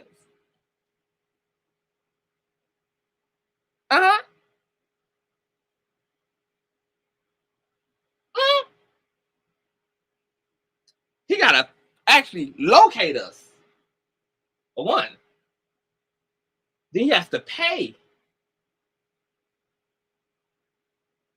his lawyer to draw up paperwork. Then he got the task of finding someone to serve. And in other words, there's going to be no subpoena. Not only do the things he has to defend and prove in his defense have no contextual relationship to myself, Mikko, DeMario, or Andrea. He does not have the coin because he can't even properly retain a lawyer to defend himself, yet alone have the income to financially support the subpoenaing of folk who also live outside of his state. He don't have the resources, he don't have the manpower, he don't have the coin, and he does not even have the context to even make any of that worth it, because it will actually only hurt him to subpoena Lisa or Larry's mother or myself and the other compadres. It will literally be him just throwing money. That's not even going to be his. It's going to be his supporters' coins. I'm just going to go down the drain.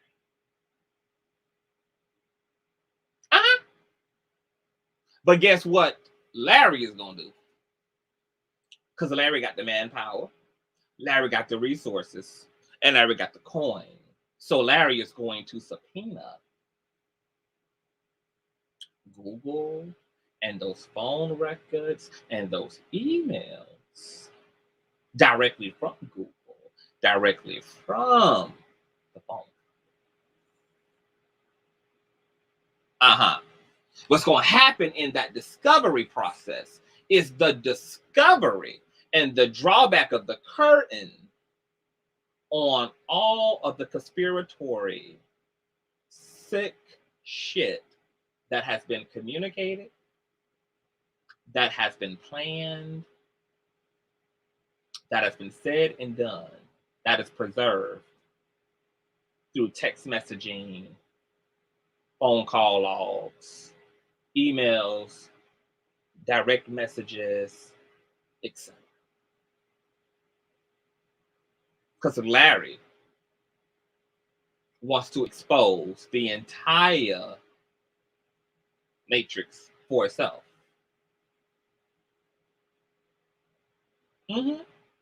Everybody who's been involved is going to be unveiled in this drawback, in this curtain reveal. All the shit to bring people down, all the ways in which they've mowed over victimizing people, all of the ideas exchanged.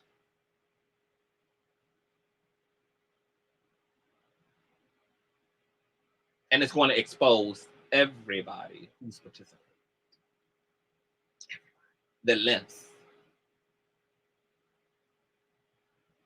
the intents,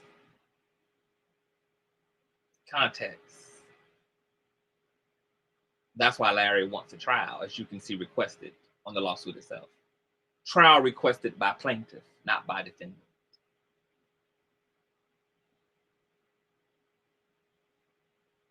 Because Larry wants to drag Darryl for every bit of his scalp. Okay? Long and hard. See, what y'all don't know about Larry is that Larry is a very patient and a very strategic Aquarius. He don't want a one and done. Larry is in this for the long, slow scolding and scalping and roasting over an open fire.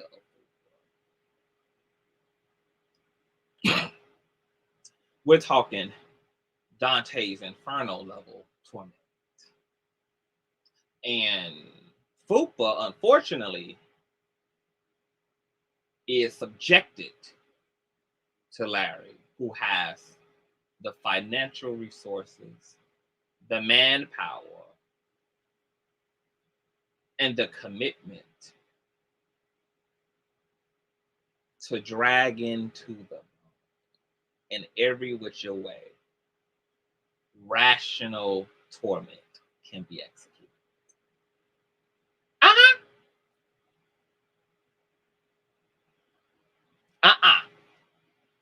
Larry don't want a successful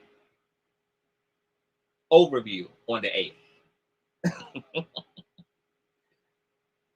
Even if the judge is ready to default Larry to his win. Because Larry is not only in it for the win, because that's a given in this situation. Larry winning is not even a thing. That's a given. Larry is in this for the journey of dragging Fupa through this litigation, forcing him to come up and conjure money to stay in a legal fight with him, forcing him to beg and to borrow and to take out loans, to struggle. Okay. See, that's the Aquarius in Larry that's coming out. Yeah, Dream 51. I mean, Dream 511. All the pastors, anybody who's been, anybody involved, anybody, any corrupted lawyers in the Dewey case. I mean, anything, any communication that's considered data or electronic transfer, anything that didn't take place verbal, everything that was communicated through a platform or through a device, subpoena, and it's going to pull the entire curtain back. Whatever is there, whoever is there, it's going to get people who going to get backhanded in the situation just through the curtain reveal alone. Fupa being sued is exposing everybody who has aligned themselves with Fupa. They by default, in the words of Jocelyn, are going to be suspects. anybody behind this mess, in front of this mess, attached.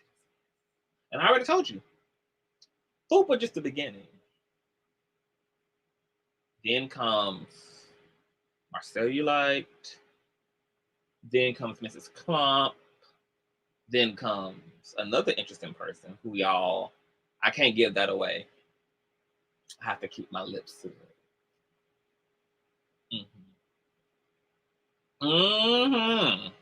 Larry want all the smoke.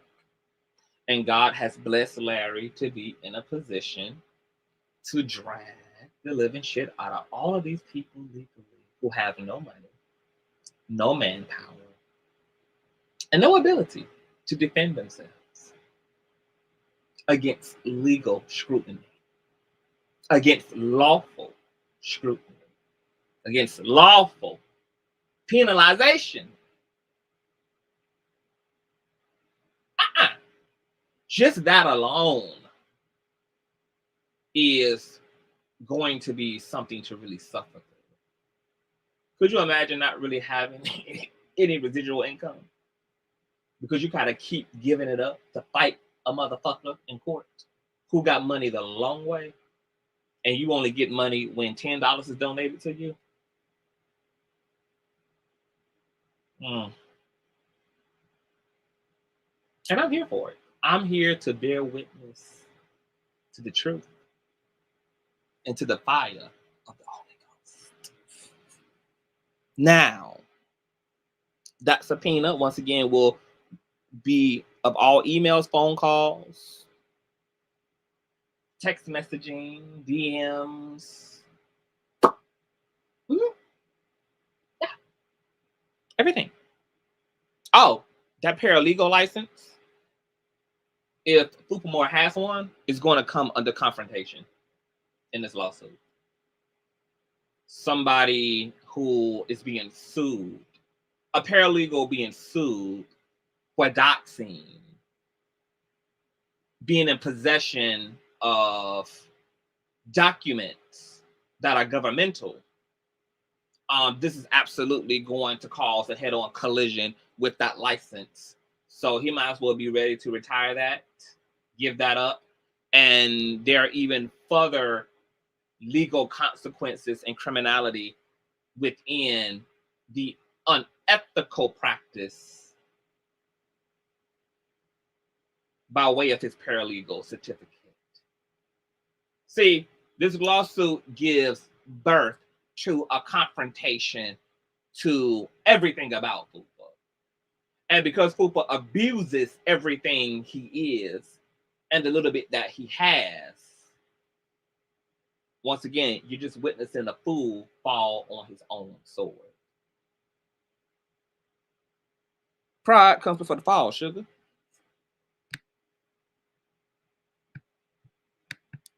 Always and forevermore.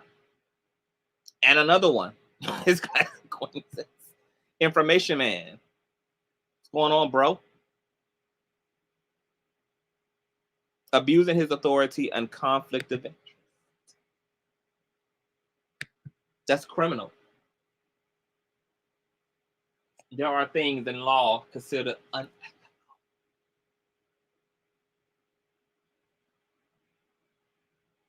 Charges, fines, jail time.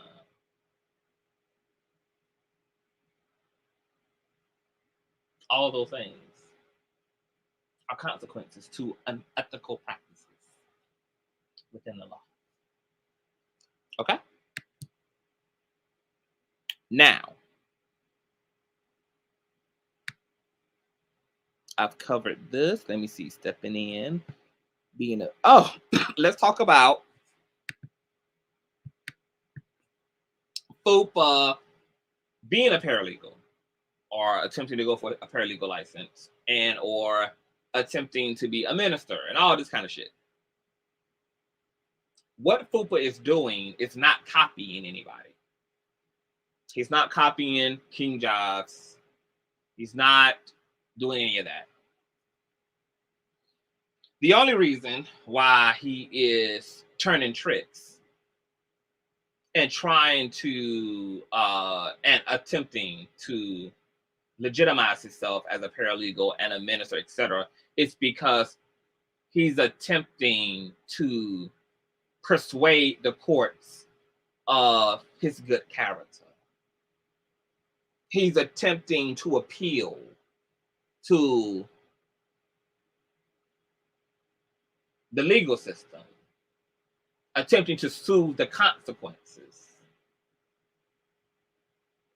by using things that can be interpreted to be a good, sound, moral character or someone who's intending to do good in the world. It's all smoke and mirrors and for the sake of manipulation.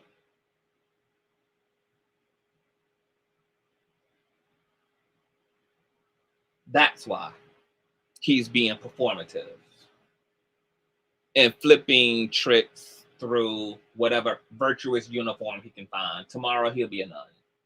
Next week he'll be a priest. By next month he'll be an evangelist in the jungles of Africa, evangelizing to the indigenous. 3 months from now, he will be on a list to donate his left lung to his brother-in-law. Anything to turn tricks, anything, performative activism, performative kindness, performative virtue for the sake of appealing to the sympathy of the courts.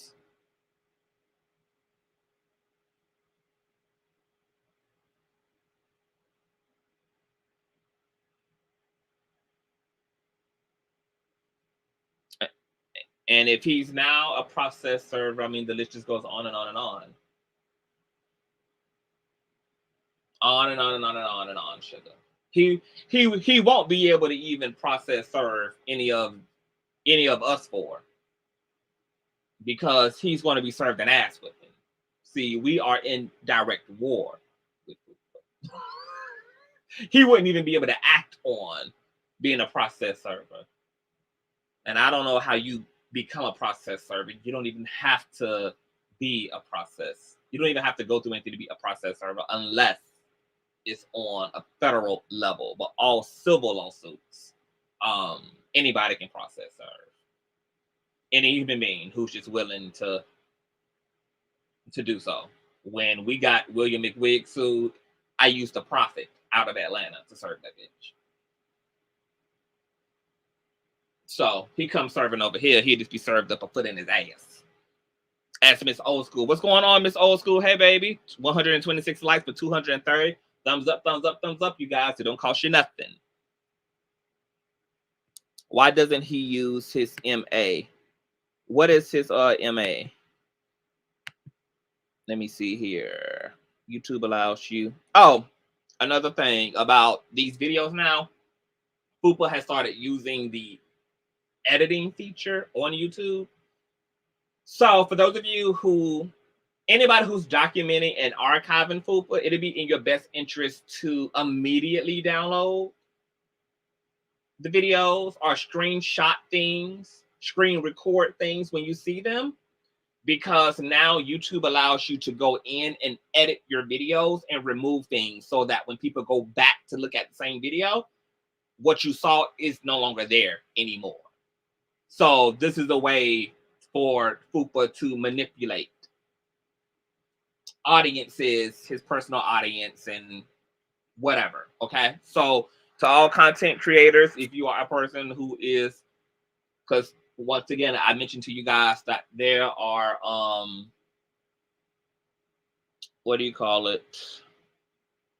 Class action lawsuits that are being gathered right now. There are other people who have intention and plan to sue Fupa, to all of y'all who are listening and to the street committees out there. When you see things in the moment, if you feel that it's something that needs to be duly noted, the screen recorded in the moment, because more than likely it won't be there, and it definitely won't be there if one of us go live and point something out.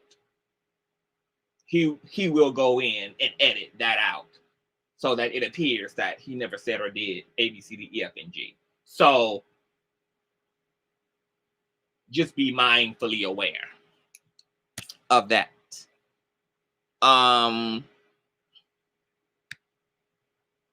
Last but not least, well, we've already kind of vetted, you know, I did a whole video on Fupa's intimidation tactics. One of the reasons why he runs down to the police precinct is not because he believes that the police can save him. He knows the police don't give a damn. He knows that the police can't do anything for him as it relates to people making videos about him and talking about him, etc. He does that for one sole reason and one sole reason only. It's a part of his intimidation tactic. He's trying to see where your fear is. So if he runs down there, claims he done made a police report A, B, C, D, E, F, and G, and you run off, then he duly notes that. These are people who attempt to study people's strengths and weaknesses. They throw a lot of shit up against the wall to see what works. So him running to the police is just a way of trying to figure out where he can incite fear, or whether you are afraid. And then it's on to the next thing. Because after he so-called reported knockout media to the police and that didn't work, then the next thing was to then figure out how to dox him. Okay? So all of that shit is just for the sake of trying to see whether he can get folk off his ass by threatening them with A, B, C, D, F, and G. Threatening them with going to jail. Threatening them with reporting them to the police. Blah, blah, blah, blah, blah. He just has a system now where he attempts to vet his targets, okay? We're talking about a predator. This particular predator has patterns, okay? That was the point of me doing a intimidation tactic video, to illustrate to you guys how his patterns are set up, how his psychology is set up, the things that he do, okay? To retrieve information about you based upon the way that you respond and you react to said stimuli. So I got a whole playlist. All you guys got to do is click on my video, go through my playlist, and you will see the video that I did. And I think it literally has exploring or revealing Fupa Moore's intimidation tactics, etc. And I go through this with you guys and show you what he does, including misrepresenting people's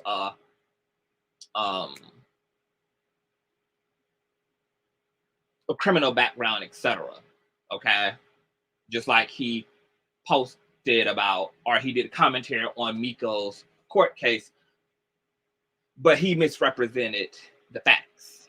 Or like him simply, you know, using these sites, these online personal background check sites that literally tell you that the information is basically random ass information. Do not use the information to vet a roommate or to vet a potential employee, because a lot of debris and random shit just enters under people's name. Okay, these sites do not require people's social security numbers where the information can be made specific. They don't require fingerprinting. They don't require any of that. They just require first and last names. At best, city and state, maybe birthday. Okay, so God knows what can show up under your name.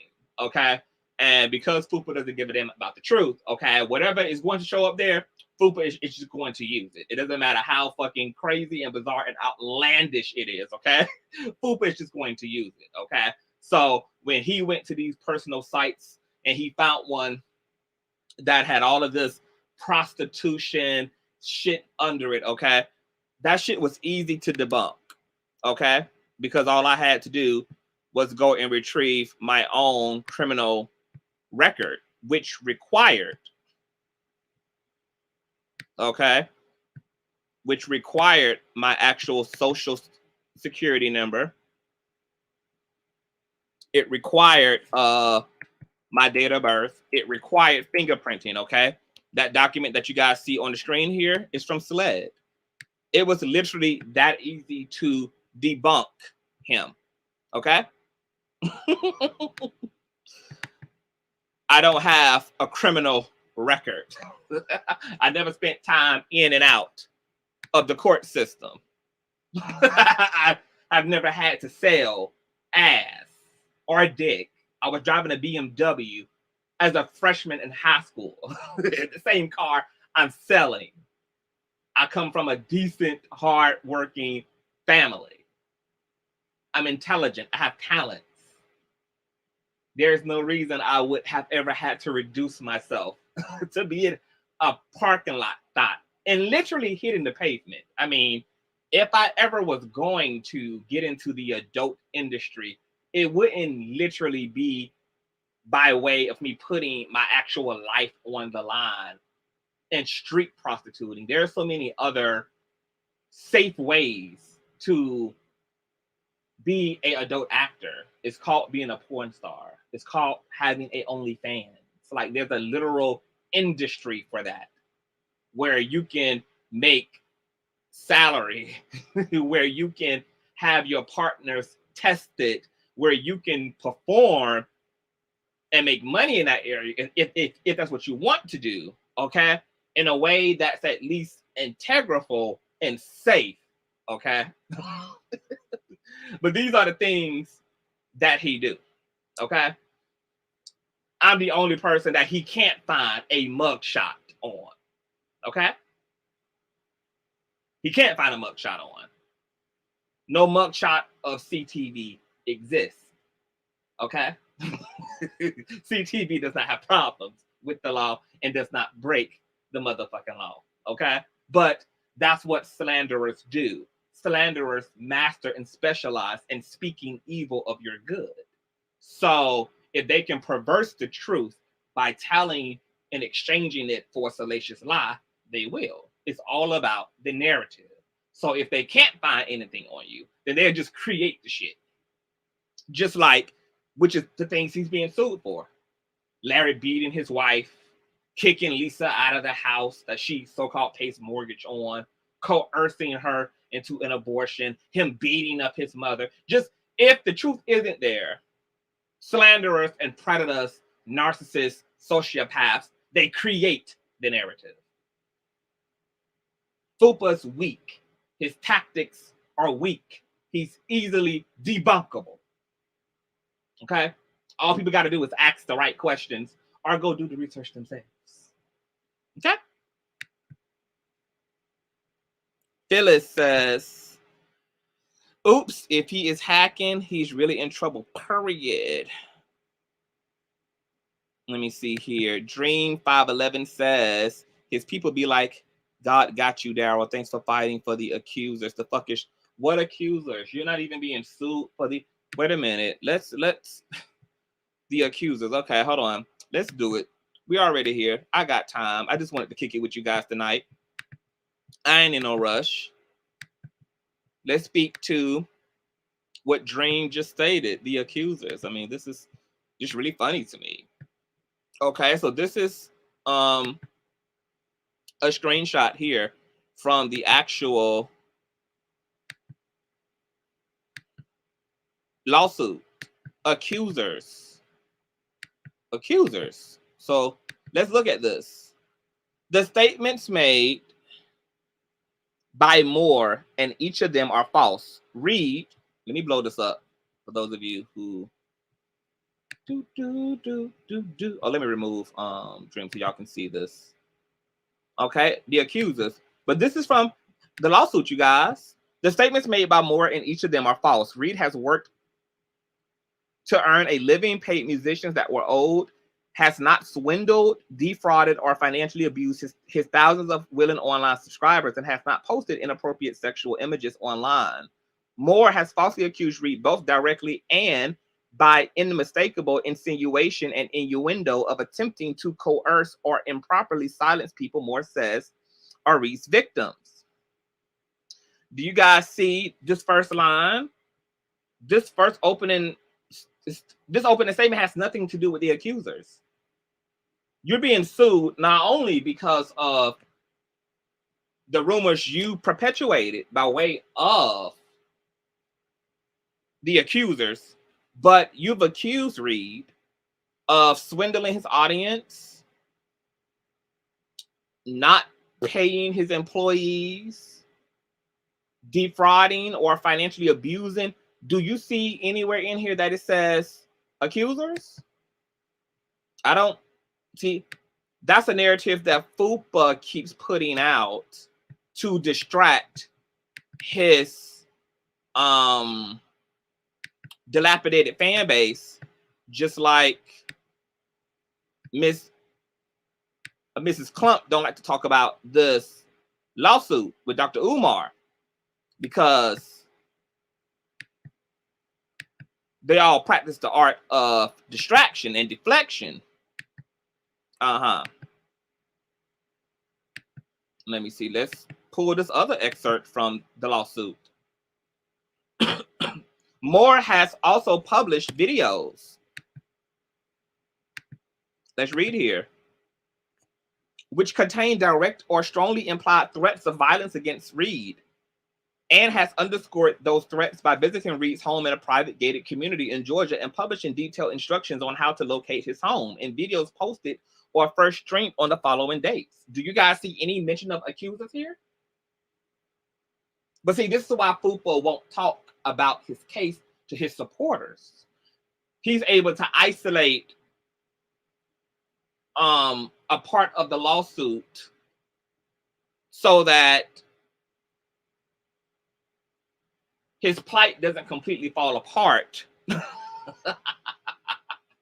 because he has no defense for the rest of this stuff. He's able to conveniently throw the accusers under the bus by using that narrative because it's the only narrative that he can manipulate and narrate as being out of some virtue, some good boy nature within him. But so he won't talk about his lawsuit in terms of the threats, the violence, the trespassing, the harassment, all the slanderous shit that he said about Reid's business and his character as a businessman. Things that have nothing to do with the lawsuit. This is why the judge is setting this conference for September 8th at 10 a.m. and is forcing FUPA, as I can read to you guys here, the court requires defendant to file an answer to the complaint, because your motion to dismiss under literally 2 clauses on this lawsuit that have to do with you perpetuating those rumors. You left behind 90% of the lawsuit, which you have to acknowledge. Even the damn courts are like, his supporters don't want him to talk about the lawsuit because that's also their way of practicing denial. They know that FUPA is done in the sun. They themselves can't even stand behind FUPA if they openly acknowledge and deal with his behavior. So the only thing that they can do to keep their pseudo manufactured belief in their cult leader of being some virtuous man is by sticking to this accuser victim narrative. This is how bad they want FUPA to be right.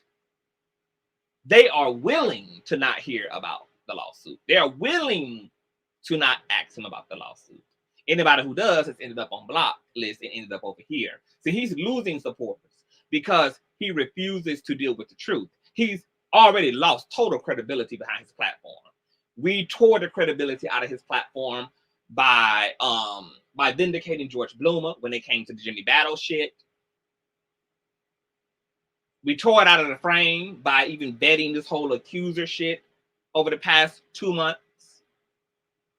The bitch has came up dry and empty-handed every single fucking time. Every single fucking time. But they know what time it is with Fupa. Okay? So let them be in denial. Okay? Because regardless of what his subscribers won't ask him to do, the courts are. The courts aren't YouTube. The courts aren't supporters. The courts aren't commenters. The courts are not hitting the StreamYard link. Okay? So he can play them games and carry on with those delusional people, and they can stay in their delusion, Wanda-induced reality. They can stay there. But he fucked up by filing a motion for dismissal because he can't separate the lines between reality and fiction now. He played in the court space by filing that way. The courts recognized it, reprimanded him, and are now forcing him to be a man. And he's obliged by the law to play their game, not his. See, he can play his game with all them weirdo ass people he got over there. He's got to play the court's game. So Fupa's being humbled. Okay? So if they're still screaming victim, accuser, that's what they want to do. I know they all have seen this lawsuit. They've all come over here and listened to this commentary. They've seen the excerpts. They've read line by line with us. They know. But they have already committed. And their egos won't let them repent. Their egos won't let them retract. Somebody sent me a screenshot from another bitch on YouTube who talking about now she got concerns. She got concerns about the case. But she been with the shits. She been 10 toes down as it related to the accusers and Fupa. Now that nothing has been produced, now that the accusers don't want to come forward, now that they don't run off into obscurity, now that Fupa is in this by himself, now that they've come up empty-handed as they always do on that side, now she got concerns. Even she is on the brink of wanting to jump ship, but motherfuckers in this situation got too much ego to fully commit to the repentance. That's why I got respect for Prissy Poodle and Big Harlow. I got respect for them. Because no matter how long, how committed they were with the shits, when shit just started to look weird to them, they had the heart and the courage to see what was in plain sight, which was y'all motherfuckers empty-handed in this case. And they made an executive decision. Some other people in that side, some other people who have been on that side also have the same concerns, can see that there's something wrong in the buttermilk. They see that Fupa is empty-handed in their personal being. They know that Fupa ain't got shit. They know that Fupa is losing. They're witnessing him losing. They've witnessed nothing come out of this. They've seen nothing objective, but they've already committed. And they just don't have the heart, at least yet, to say, you know what? I'm just going to put a zip on it and see what happens. Because what needs to be clear to me is not clear. And this has been going on for months with these accusers. And the only thing that has happened is the person who facilitated a space for these accusers' accusations is now being sued. And still not has produced anything objective. Not only can Fupa prove nothing about what the accuser shared, he also can't justify any of his behavior as it relates to the remainder of this lawsuit. But when people are already invested, it's hard for them to turn away. They've already committed. They've already ran their dick sucker too much. They've already caped too hard. They've already put all the energy. They've already gotten their folk all riled up and all engaged and all committed. Can't pull it back now. In the words of JoJo, sometimes it's just a little too late.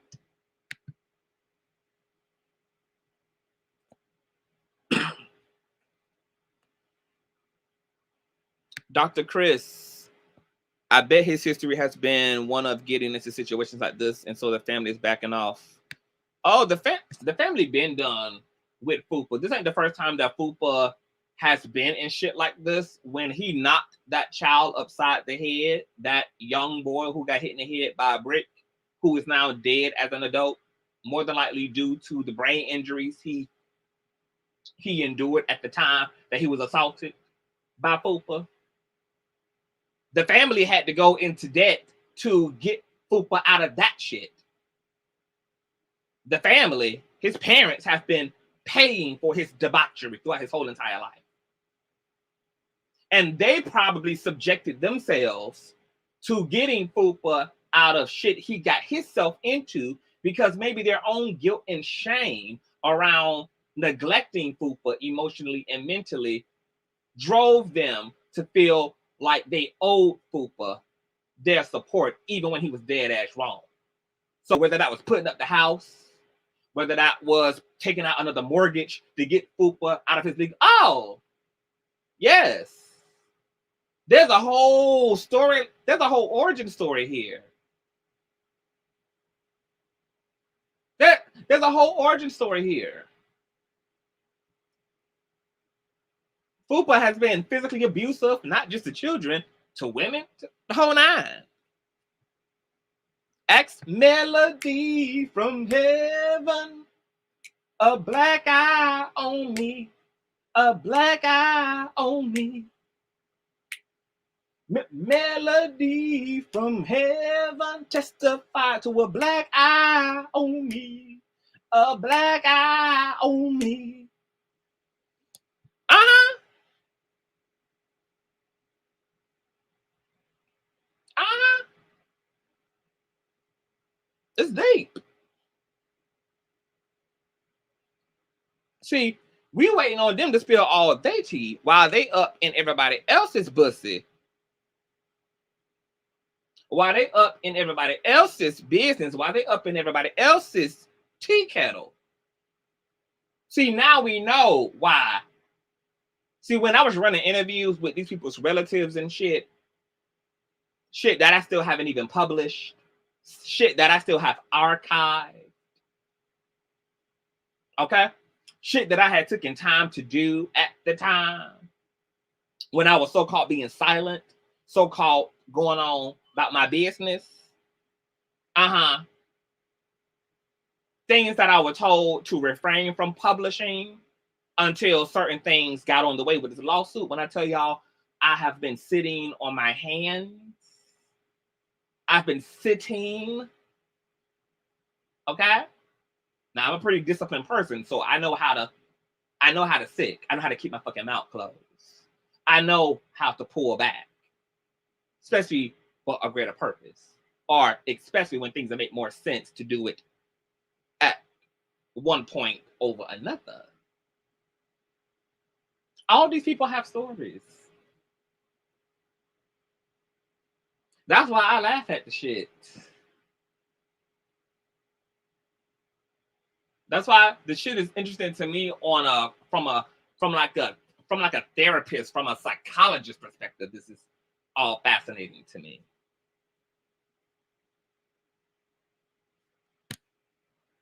What Merlene says. Merlene said something, honey. Let me see what Merlene said. I can't even see Merlene's statement. Oh, he's going to spend his entire day tomorrow making videos and drinking. Drink away, honey. Drink yourself into a puddle. Fupa Moore is obsessed. I have seen many obsessed over Apostle Reid. Anointed people set up that way, baby. Okay. They set up that way.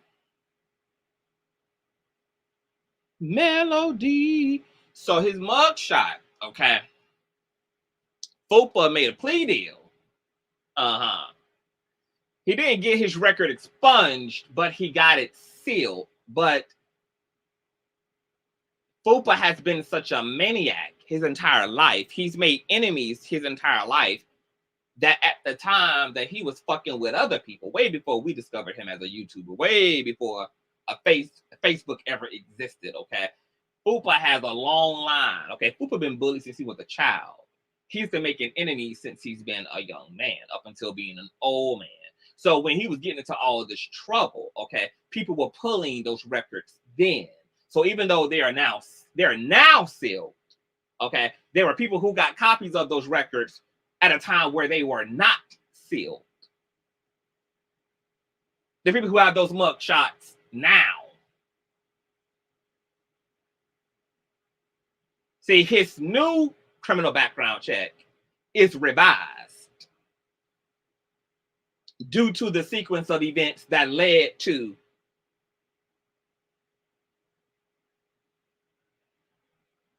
him being exalted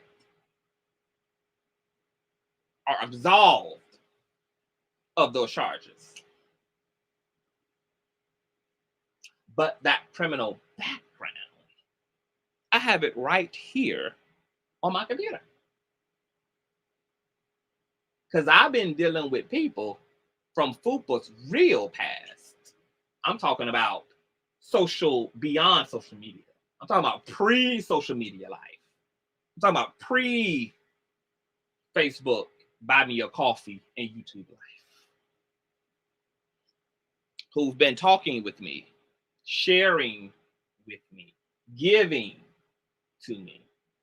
When I told y'all from the dawn of this lawsuit, that everything that's happening right now has been a whole strategy. It's been a long time coming. See, Larry is an Aquarius. I'm a Scorpio, which means that we both are masterful strategists. We actually, by God's design, are designed for things like this. Because Larry is profoundly patient. CTV is profoundly patient.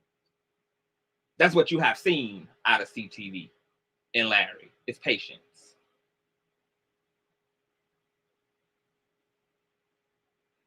We know how to move and get things done without notice. Without anything. And before you know it, when everything hits the fan, you'd be like, how the fuck did all this? That's how it's supposed to look. That's how strategists move. They move in real silence. Ain't nobody gonna spend time talking about shit when you can be about that shit. For what?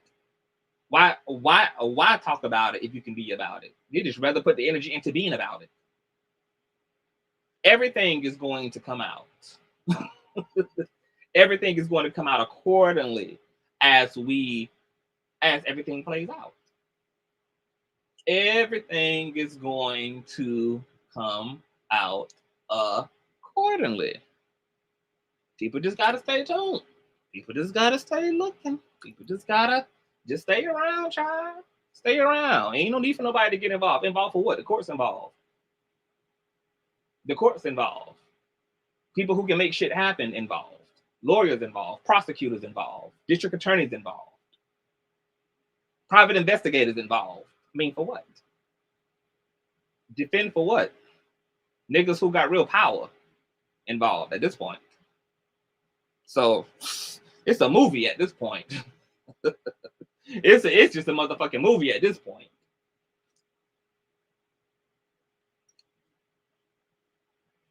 Let people get involved who can't be hurt by these people getting involved. Because see, these folks ain't gonna dox no lawyer. They ain't gonna dox no judge. Let people with power who also are going to have immunity to holding these folks accountable, let them get involved because it ain't gonna cost them nothing. Ain't gonna cost them nothing. Anybody else getting involved? God only knows what it'll cost you.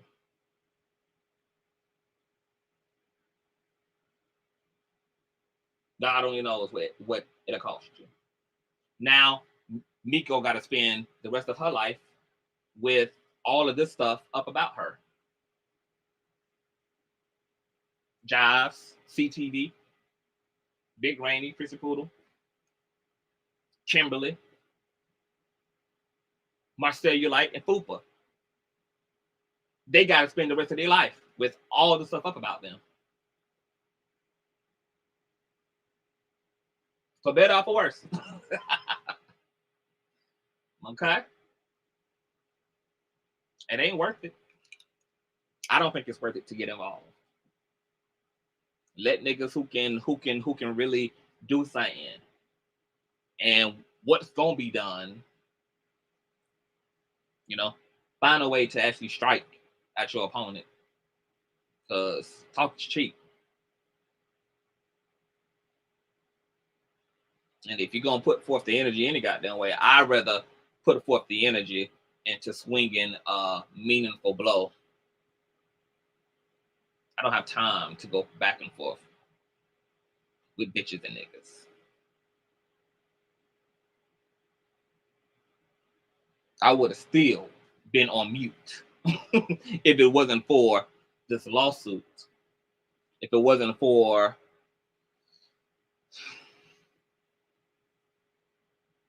the things that are going to happen and play out on my part, that are going to play out on Larry's part, as it relates to the actions being taken right now.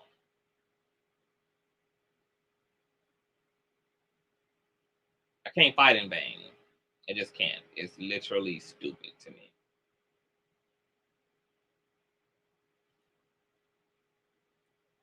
If it ain't about one wall left in the treehouse and that thing about to be towed up after tonight, a smart warrior doesn't talk about his war plan with the enemy.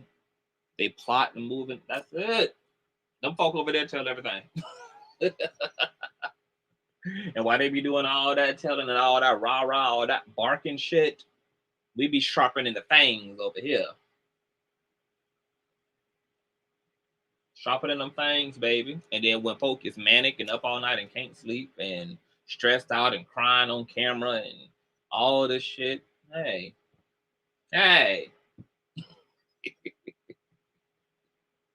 Bullies don't cry. Hey. Bullies don't cry. And empowered victims draw blood. Blood is a symbolic representation or a metaphor for action. Empowered victims. You know? Everybody ain't skilled in war. War is for the discipline and for the patient. Okay? It ain't an easy path, but it is what it is.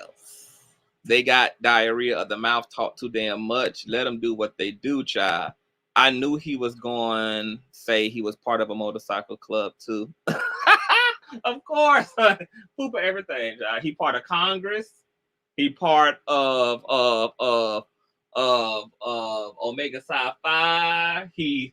He's a part of the Delta airline staff. He's part of the Oval Office. He's part of the Supreme Court. He owns part of Foot Locker. He is, I mean, there's nothing that Fupa ain't a part of, baby. You know, he's every woman. Okay. Dr. Chris says, I think we are stuck wondering what is his end. There is no end game. All this is for attention. This is all these people are people who want attention. Okay. They need attention. They want attention. There was never no end game. There was nothing even. There can be no end game. What end game can there be when you are literally telling lies on a person? Like, you know that there's not going to be any consequence because consequences don't come from lies. Consequences come from the truth. So all this has been about is trying to be popular, trying to get the attention the bitch never had. the attention that his parents never gave to him, the parents he never gave to his own children. He's practicing abandoning them the way that he was abandoned emotionally and mentally. His parents didn't defend him from getting his ass kicked by those 5th graders, by those 4th graders. Nobody was there to save Fupa. Nobody was there to stand in the gap for Fupa. That's why he's addicted to these like vigilante roles. Oh, the victim, because he has felt severely victimized in his life. Even when there are no victims and nothing to defend, he creates reasons to do that because it's his own trauma that's actively vibrating, that's causing him to perform delusionally in these ways.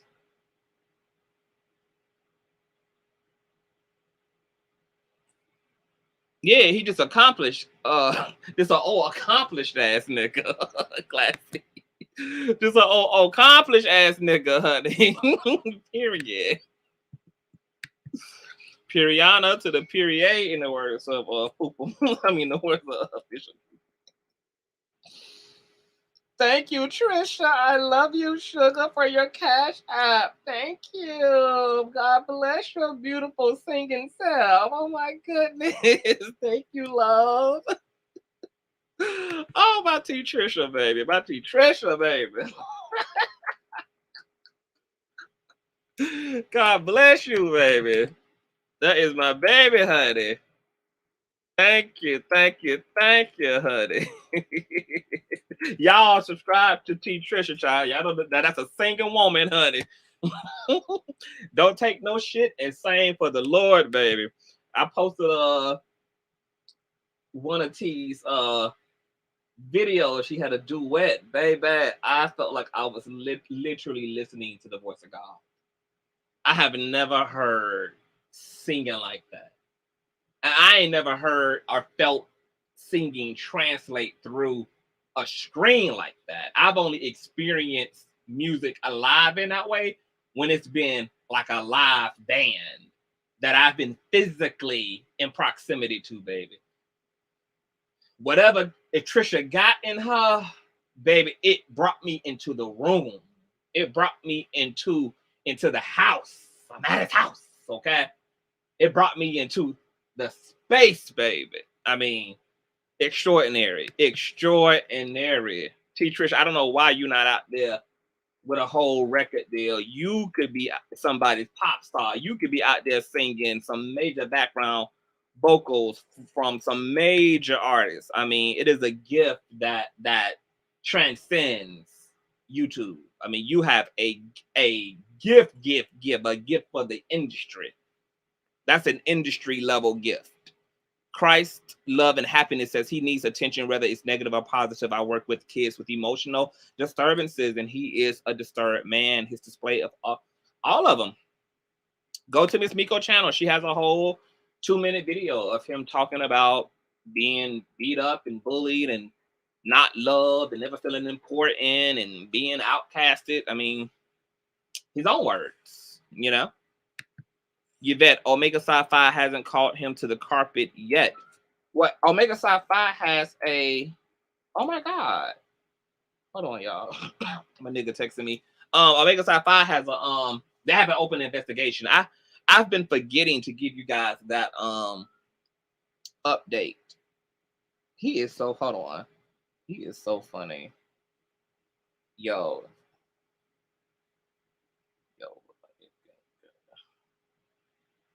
I'm sorry, y'all. I was reading the text. So I will give you guys that up because that whole situation is very fascinating to me.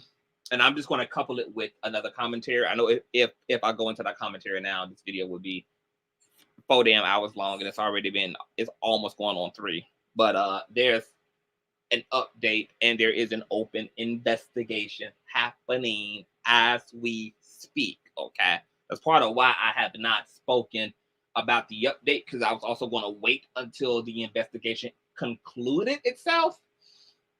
But I'm gonna see how I can speak about that without infringing upon the investigation.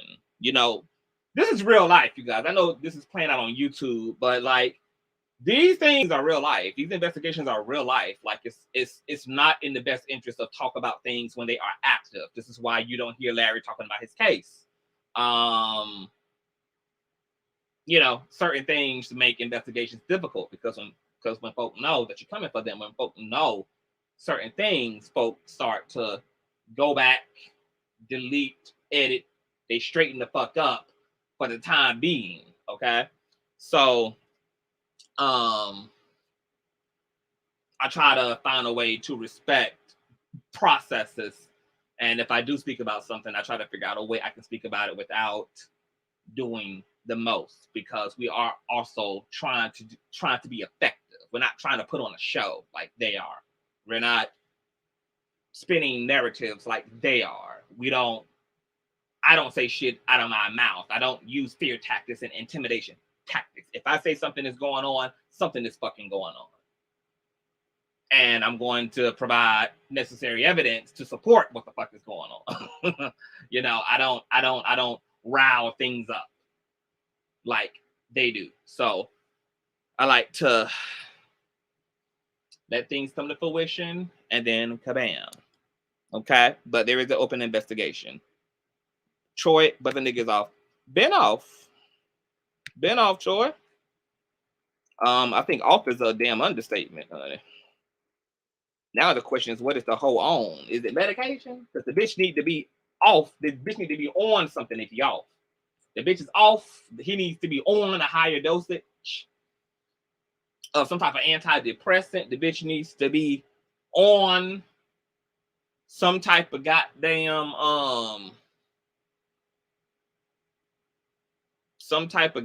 waiting list for disability services, for mental health services. Like, the bitch off, we need to find a way to put his ass on, because she is ruining herself in the situation. I need something to drink, honey. I'm just scrolling through these comments, y'all, seeing what it's given. I just wanted to come and talk to you guys. I really did get concerned for Knockout Media, as well as the young woman who Mikko was talking about. Those things are unfortunate. Nobody should be doxxed.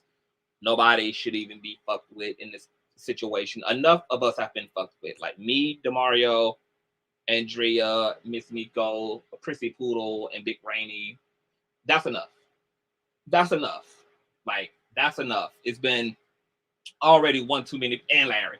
You know, that's already one too many people to have already been fucked with. I don't want to see nobody else fucked with. I don't. I would not desire someone else to endure stalking and harassment. You know, there's nothing interesting or fun about that, you know. And it could get really bad on either side. It could get really bad. He blocked me because I told him I don't believe his ass. He corny. Like, even when Fupa was first on the scene, when he was trying to like hijack the William McRae shit, and he was like, because that's how he found me, was off of the William McRae stuff that I was doing. And the first video I saw of Fupa, this cornball, just corny as fuck, this corny, like this goofy, corny, doofy as fuck. Like, I was like, Jesus, like, just tall and straggly and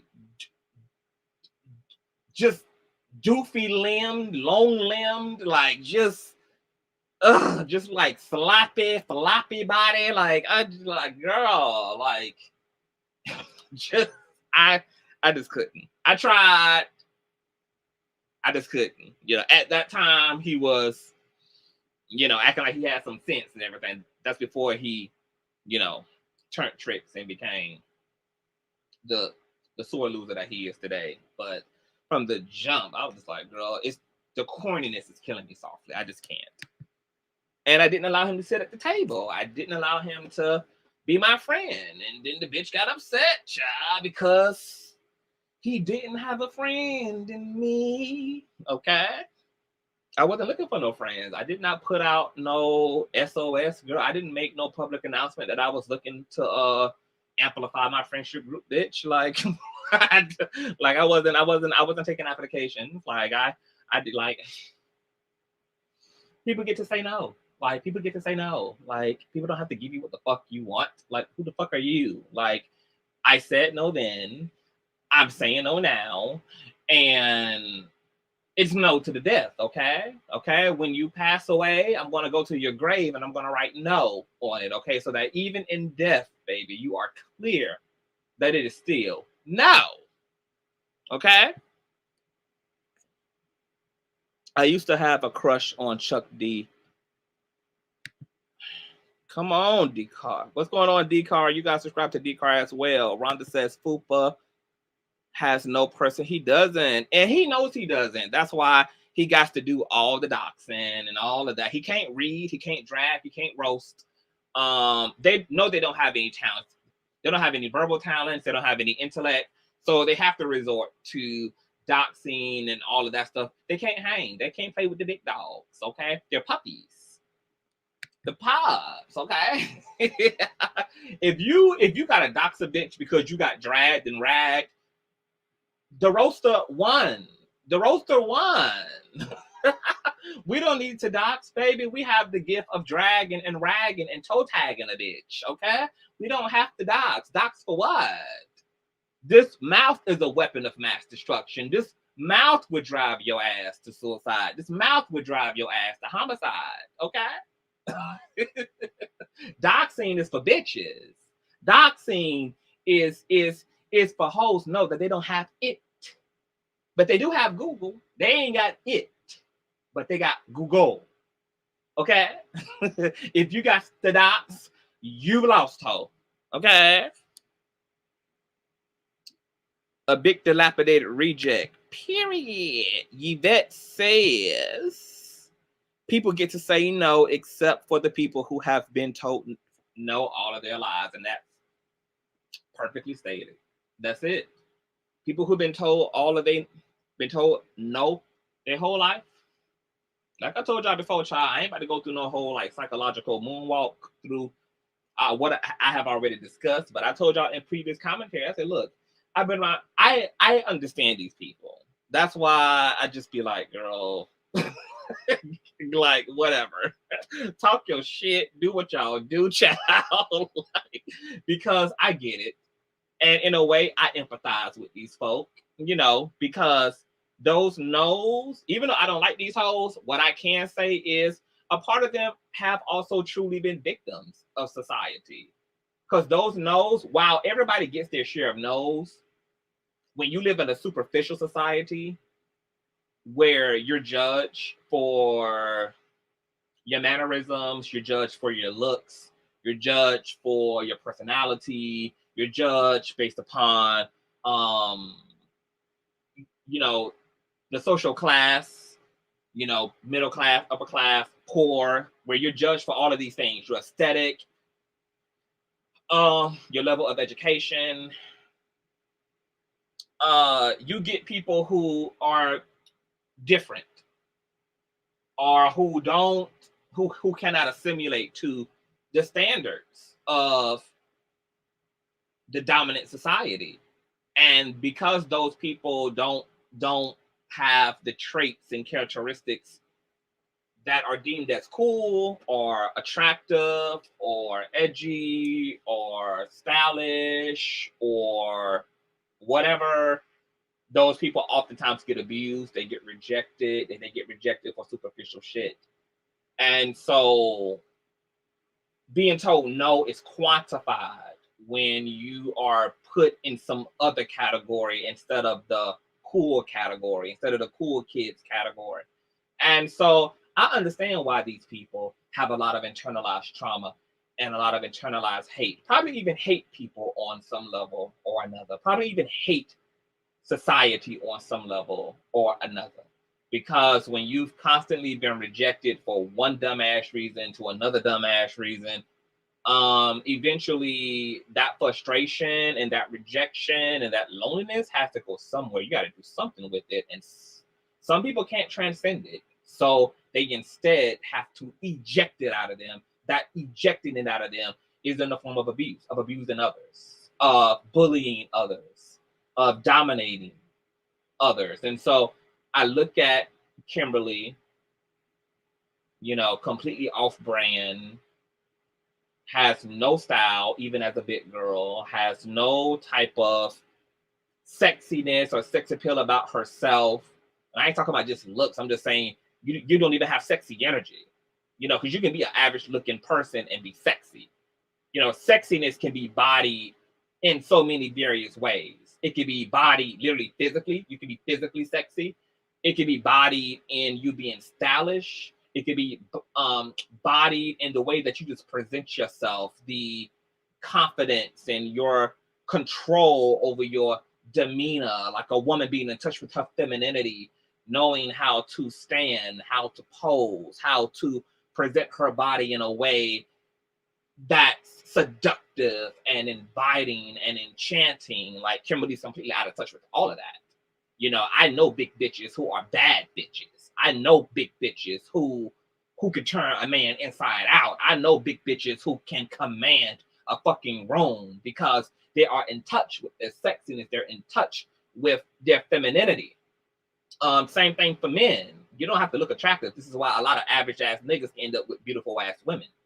Okay? Swag goes a long way. Style goes a long way. Knowing who the fuck you are goes a long way. And the energy from knowing who the fuck you are translates brilliantly, even if you are so-called not somebody who possesses all of the traits of the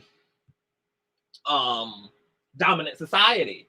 You know, and so I look at these folk and I'm like, y'all just off-brand. Y'all never been groomed, child. Somebody didn't teach people how to be a man, and somebody didn't teach goddamn Mrs. Clump how to be a goddamn lady, you know. And these folk have just been wandering foster spirits, you know, their whole life, just going from pillar to post, trying to get in where they fit in. And in that way, I get it. You know, I mean, you still got to be held accountable for your bullshit. You still got to be accountable. You know, just because you got a reason to be mad don't mean that you get to get away with murder. Just because you got a reason to be mad don't mean that you get to get away with fuckery. You don't get to victimize other people, especially people who are not even, like, it's one thing for you to take it out on people who actually are being violent towards you emotionally, mentally, or physically. But like, that's one thing. But you don't just get to turn people into a dumpster for your toxicity just because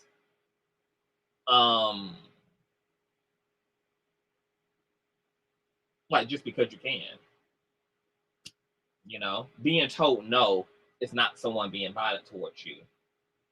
Being told no can be internalized in a way that can be interpreted to be rejection.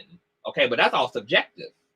But even if it is subjective, but even if it is objective, even if that rejection is objection, people have the right to align with the energy that resonates with them. And healthy people are passive toward rejection. Healthy people survive rejection. Healthy people survive the word no. Healthy people don't turn their victimhood into a reason to victimize other people, because victims can victimize. That's where the old saying hurt people come from. Self-love is the only key. Rhonda, absolutely. True CTV, but at the end of the day, many of us were needs. My sons tease me, call all the time about being a nerd, but guess what? I learned early on how to develop my mind and to let God cultivate my heart, period. That's it. Everybody got something, you know, and you just got to be in touch with whatever your something is, and you got to let that magnetize you into your tribe, whatever your tribe is. None of us fit in with everybody. All of us are unique. All of us are going to be found attractive by some people and found unattractive by some people. We're all going to be found cool by some people and found not cool by some people. I mean, it's just the way the world is. But when you're broken and you're wounded and you haven't developed a genuine self-esteem, you personalize everything, and personalizing everything causes you to throw up on everybody. There was a meme I saw years ago that said you need to do your work and heal yourself so that you don't end up bleeding out on people that didn't cut you to begin with. These people are bleeding out on people that didn't cut them. They have misdirected anger. They have anger and frustration and hatred and whatever it is toward people that didn't do shit to them. And they're going to be the only people to lose. I wake up every day and endure the life I've created for myself. I wake up every day and get to enjoy the love and the blessings that I have in my life. Not them people not liking me has not changed anything. It has not kept people from loving me. It has not kept people from returning back to me. It has not kept or altered anything. You know, it's a waste of their time to spend their time disliking other people who are living without them. Larry is living without Fupa. CTV is living without Fupa. Like, it's a waste of your time to spend time not liking people who are living without you. Living without you. Every day. All year. Gonna live without you. And you're just gonna have to deal with it. So you might as well just get over it and find you some real business. Because you're embarrassing yourself out here. And now you're sued and gonna be made a fool out of. And are going to forever have to live with Larry taking you down, rather than you taking him down. And that's a epic egg on your face. I wouldn't even show my fucking face. If I could, any self-respecting person can't even show their face after taking such a major L. To be brought down by the person you were supposed to be brought down by, it's just, I'm gonna just need a whole new incarnation, bitch. Like, I can't even deal. Can't even deal. Can't even fucking deal. Okay? He better be finding a actual job, because that little Google AdSense check he get from using Larry's name as the blood to his platforms, all that shit is going to be over. So I don't know. So he better find him another type of conversation to be having. He better be finding out how to become an actual content creator. He better be trying to figure out what makes him interesting and how he can market that toward an audience, because all that blood that's Larry is not going to be there. Not going to be there. You're going to be left on E. So he need to be planning for the Armageddon. Okay, he's not impressing anybody. You know, he is trying to take his cues from Tasha K. You know, he's trying to disregard the lawsuit and continue to be at it. But the difference between Tasha K and Fupa is that Tasha K has the resources to be ignorant. Tasha K has the money to survive the L's that she takes from disregarding lawsuits, etc. Fupa is a broke basement dwelling bitch whose life cannot sustain itself under this level of pressure. So he would be an idiot to try to take one out of Tasha K's book when Tasha K has the manpower and the resources and the financial fortitude to act indignant. Fupa doesn't have that luxury. And his own self-delusion and not being able to understand his own strengths and weaknesses and what he can and can't do and what position he's in and definitely not in is costing him everything he created for himself, which is hardly anything, really. And that's all just going down the fucking tube because he's a fucking idiot. That's right. Tasha K can afford it. CTV, he lied as if he's the plaintiff. Baby. Amazon is motherfucking hiring, okay? Baby, okay?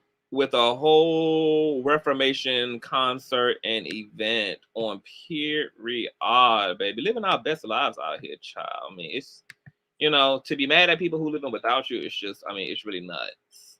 Classy Queen says, I wouldn't want to have a friend like this. It's too dark. The only people that can be aligned with that are other dark people. Mr. Potato Head is clearly off-brand. This bitch is a whole weirdo. You know, he has a wine. How you have a wine flowing in from Spain to Crenshaw? To the second floor of the Crenshaw apartment complex you live in. Girl, make it make sense. And we've got to be cool with the fact that everybody does not want every part of us, period. Know who you are called to and let the rest go. That's it, Dr. Chris. That's it. That's it. You can't force yourself on folk. People go where their energy takes them. You know, I mean, and being a healthy person is about being able to process rejection and transition in a healthy way from it. You know, that's a part of being healthy-minded. You know, being able to process no, being able to deal with not getting what you want all the time. That's a part of maturity and proper development emotionally and mentally. 9/8 2021, we selling hot dogs and hamburgers and we are having period. You can't force people to be your friend. Absolutely not. Wine, plain lands, and Crenshaw. Period. Yeah, period. This man said wine from Spain to Crenshaw. I'm saying, girl, let them people tell their lies. Let them people be the La Cream, baby. If they are the La Cream and of the La Cream and their reality, baby, look, go ahead with your bad self, baby. Well, baby, whatever you got to tell yourself to survive in life, honey, do what you do, honey. I can't fool up with them people. You know, I pray for everybody, child. Okay, but we done been here for 3 hours, you guys. I just wanted to come and talk a little bit about what's going on. I meant everything that I said in the beginning and the end of this commentary. Knockout Media, I appreciate you, bro, but I you know, I can't control whether you stay or go in this, but I would just hate to see you having to deal with a headache that you really don't have to deal with. Like, the headache, you know, is enough of other people's headaches to endure. I would never endure what Miss Mikko is experiencing, because Miss Mikko, we all got him. Well, not got involved, but like Miss Mikko jumped in on behalf of standing in the gap for her brother King Jives, and her doing the right thing has led to all of this harassment. And you guys have heard it from Miss Mikko out of her own mouth. Tiring, exhausting.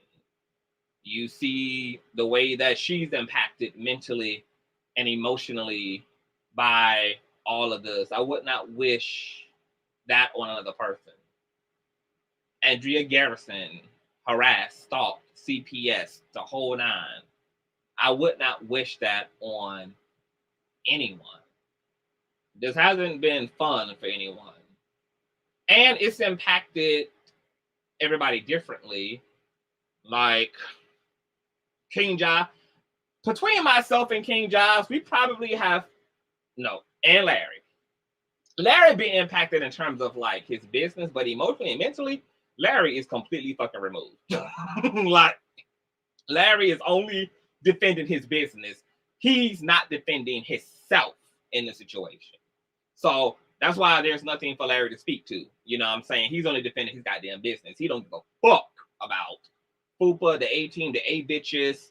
You know, he's able to subdue these hoes without even looking in their fucking direction. You know, he's defending his fucking business.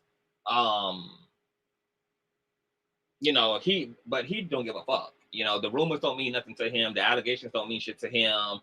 What them hoes be saying don't mean what they think. It ain't stopped Larry from going to the promised land. He's in his promised land. He's in a season of his promised land. It is what it is. And I have not given a fuck. You know, I had altercation with my ex. You know, that was new to the internet. That wasn't new to me. I've been with the bitch for 6 years. that wasn't our first fight, and that was actually one of the mildest.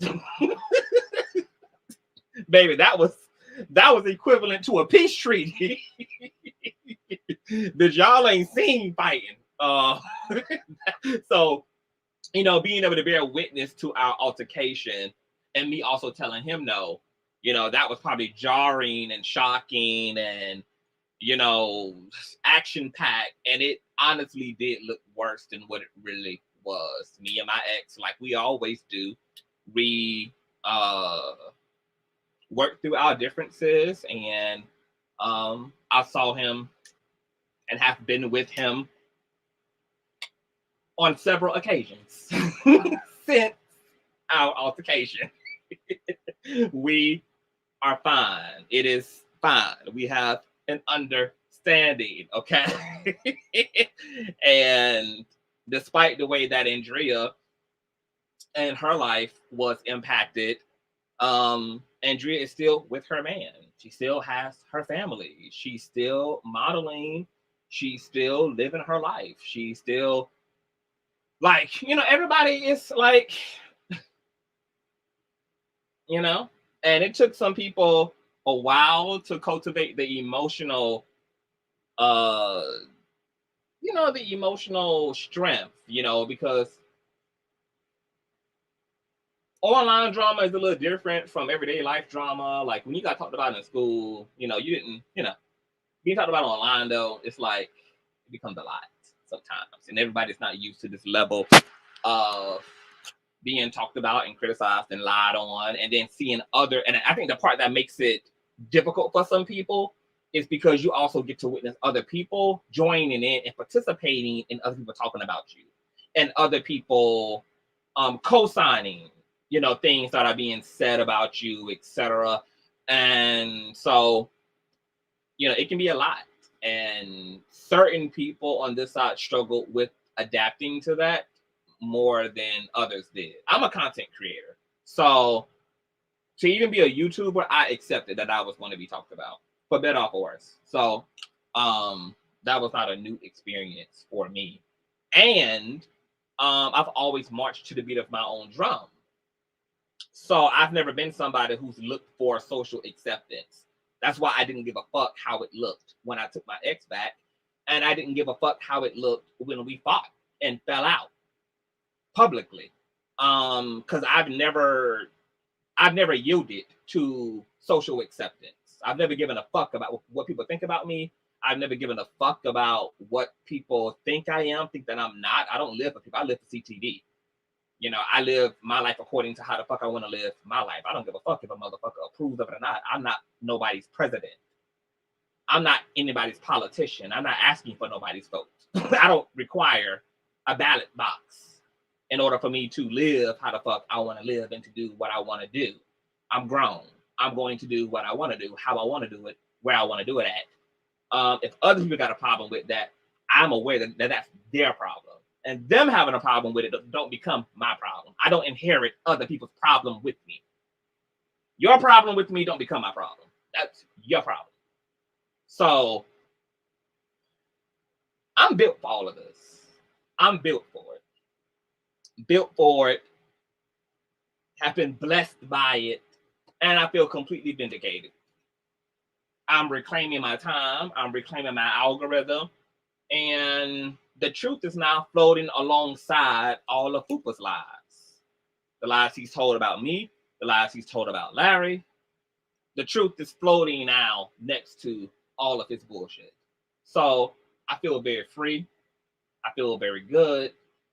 And I have appreciated the time coming for me to actually be able to speak up for myself, because, you know, I was a team player this whole time for a time like this. Now that the time has come, hey, you know, and so I just pray for everybody involved. I don't want to see other people victimized or hurt in this situation. I don't even think these people, pooping them ain't even worth it. There's nothing to defend. They're goofy as fuck.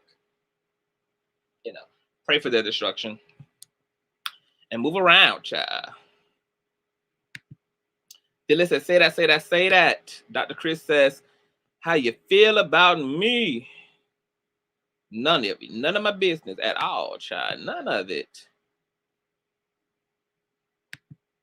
Big Rain says, no mess. He and his crew hacked my personal and business account last year, and that disrupted. And this why the bitch needs to be sued and sued and sued. See, that's lawsuit level shit. That literally is a whole lawsuit case right there, Big Rainy. When you're because basically what you're going through, like what you could sue Poopa for, is exactly what Larry is suing Poopa for, because that slander and their behavior actually infringed upon your actual business. And that is like the fundamental grounds for a civil lawsuit. I would totally consider that. So I'm working 2 jobs to recoup.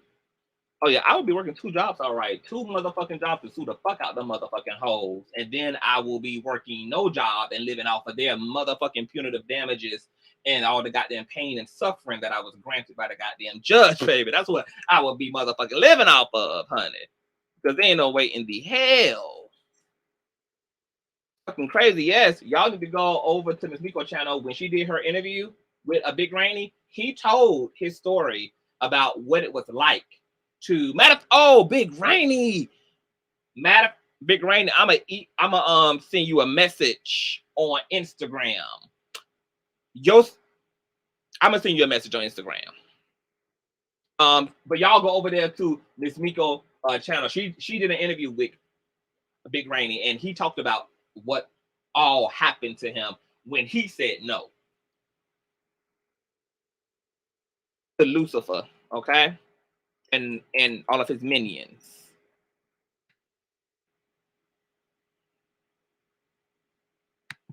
Knockout Media is going to be able to create some real good content. Here's a gift. I'm so hoping that CTV or someone can mentor him. Knockout Media is fucking amazing. He is so articulate. He's obviously a very sweet person. His commentary is refreshing, because to be honest, the rest of us be with the rah shit. Knockout Media is like, and maybe he's able to be cool and calm because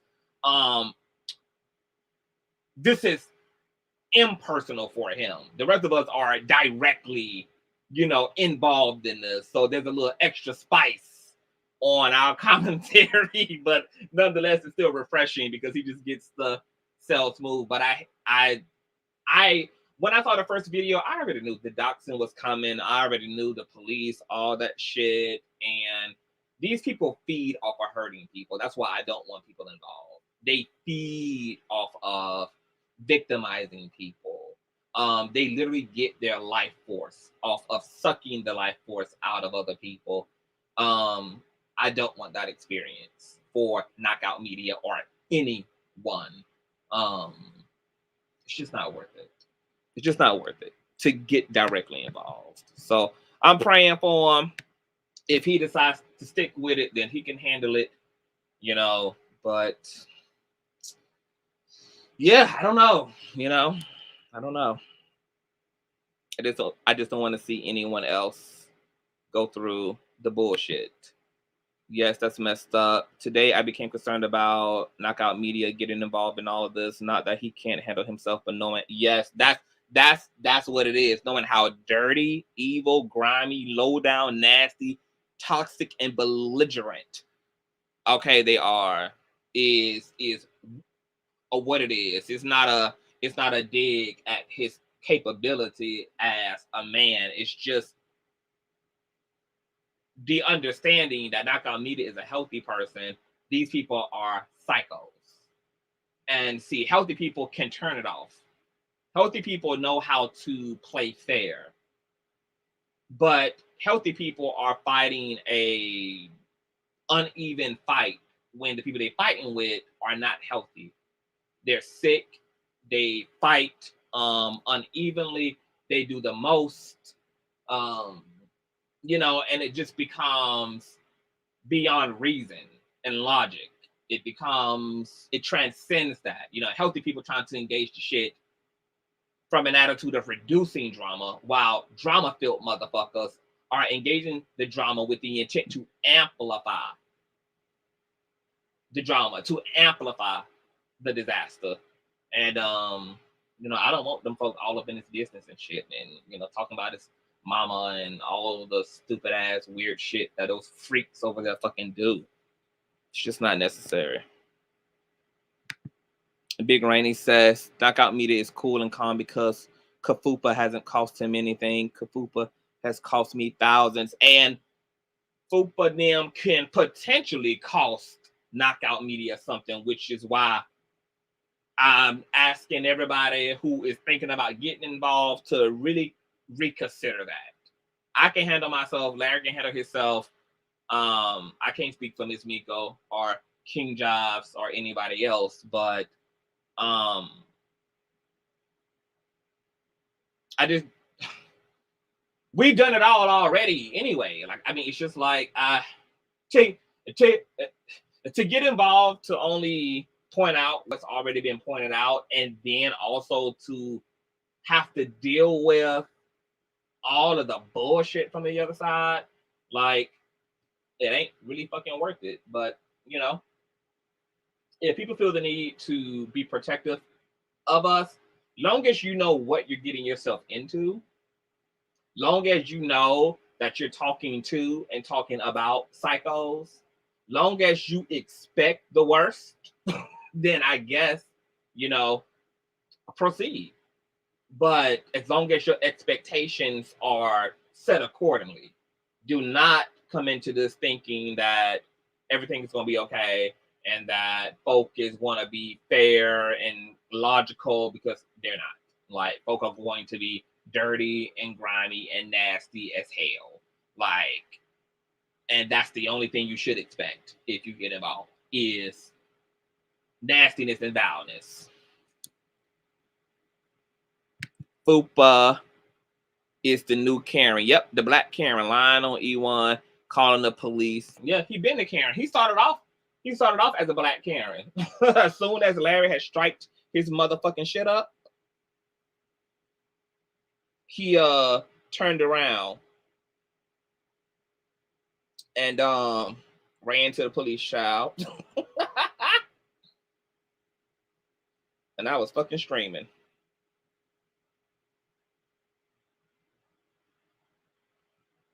Fucking streaming, child. So I was like, girl. I gotta go, y'all. My nigga is begging at this point, child. He begging. He begging. Anyway, I gotta go. I love you all. Stay blessed. Share, thumbs up.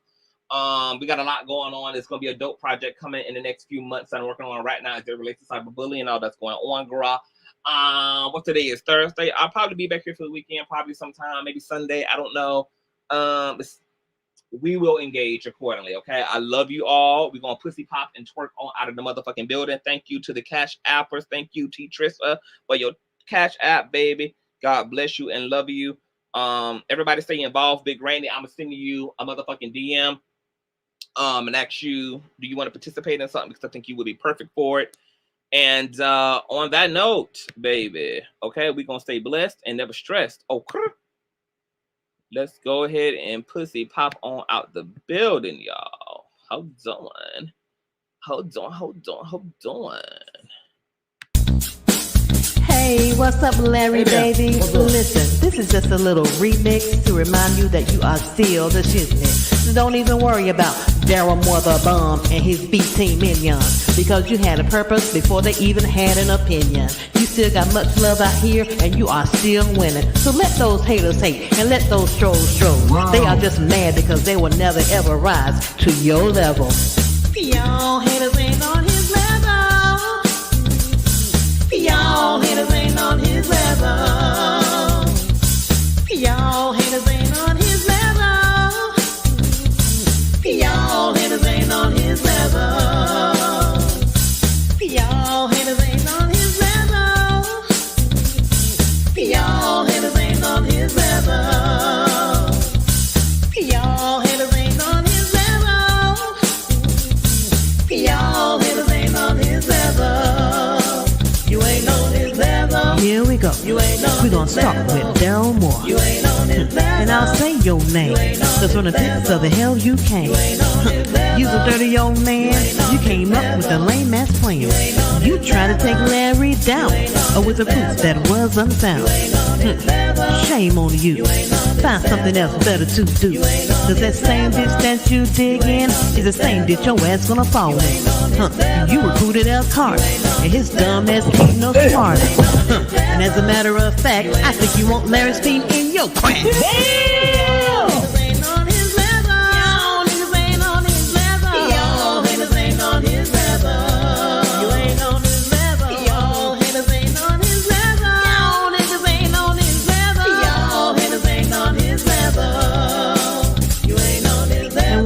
Marcellus, looking like Hannibal Buress. You're always making threats, but ain't never done a damn thing yet. Ain't you that gutter snake who made fun of Larry's rape?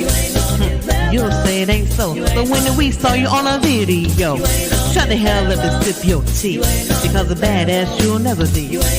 All you do is talk shit with that lame ass 18 clip. And now we got Big Little Kim, who really just wants to sit in. I won't go in on you, sis, but you're so much better than this. And Roxanne, Darryl don't wanna be your man. He is just using you because he needs a clicking of you. Y'all haters ain't on his level. Black Mr. Clean. Y'all haters ain't on his level. Whoever the hell y'all be, y'all the biggest haters I ever seen. Y'all niggas ain't on his level. Y'all haters ain't on his level. You ain't on his level. Y'all haters ain't on his level. Y'all haters ain't on his level. Y'all haters ain't on his level. You ain't on his level. Y'all haters ain't on his level. Y'all niggas ain't on his level. Y'all ain't on his level. You will never be on his level. Hey, you ain't on his level. You tried it though. Gotta give you an A for effort, but you really gotta E for effort.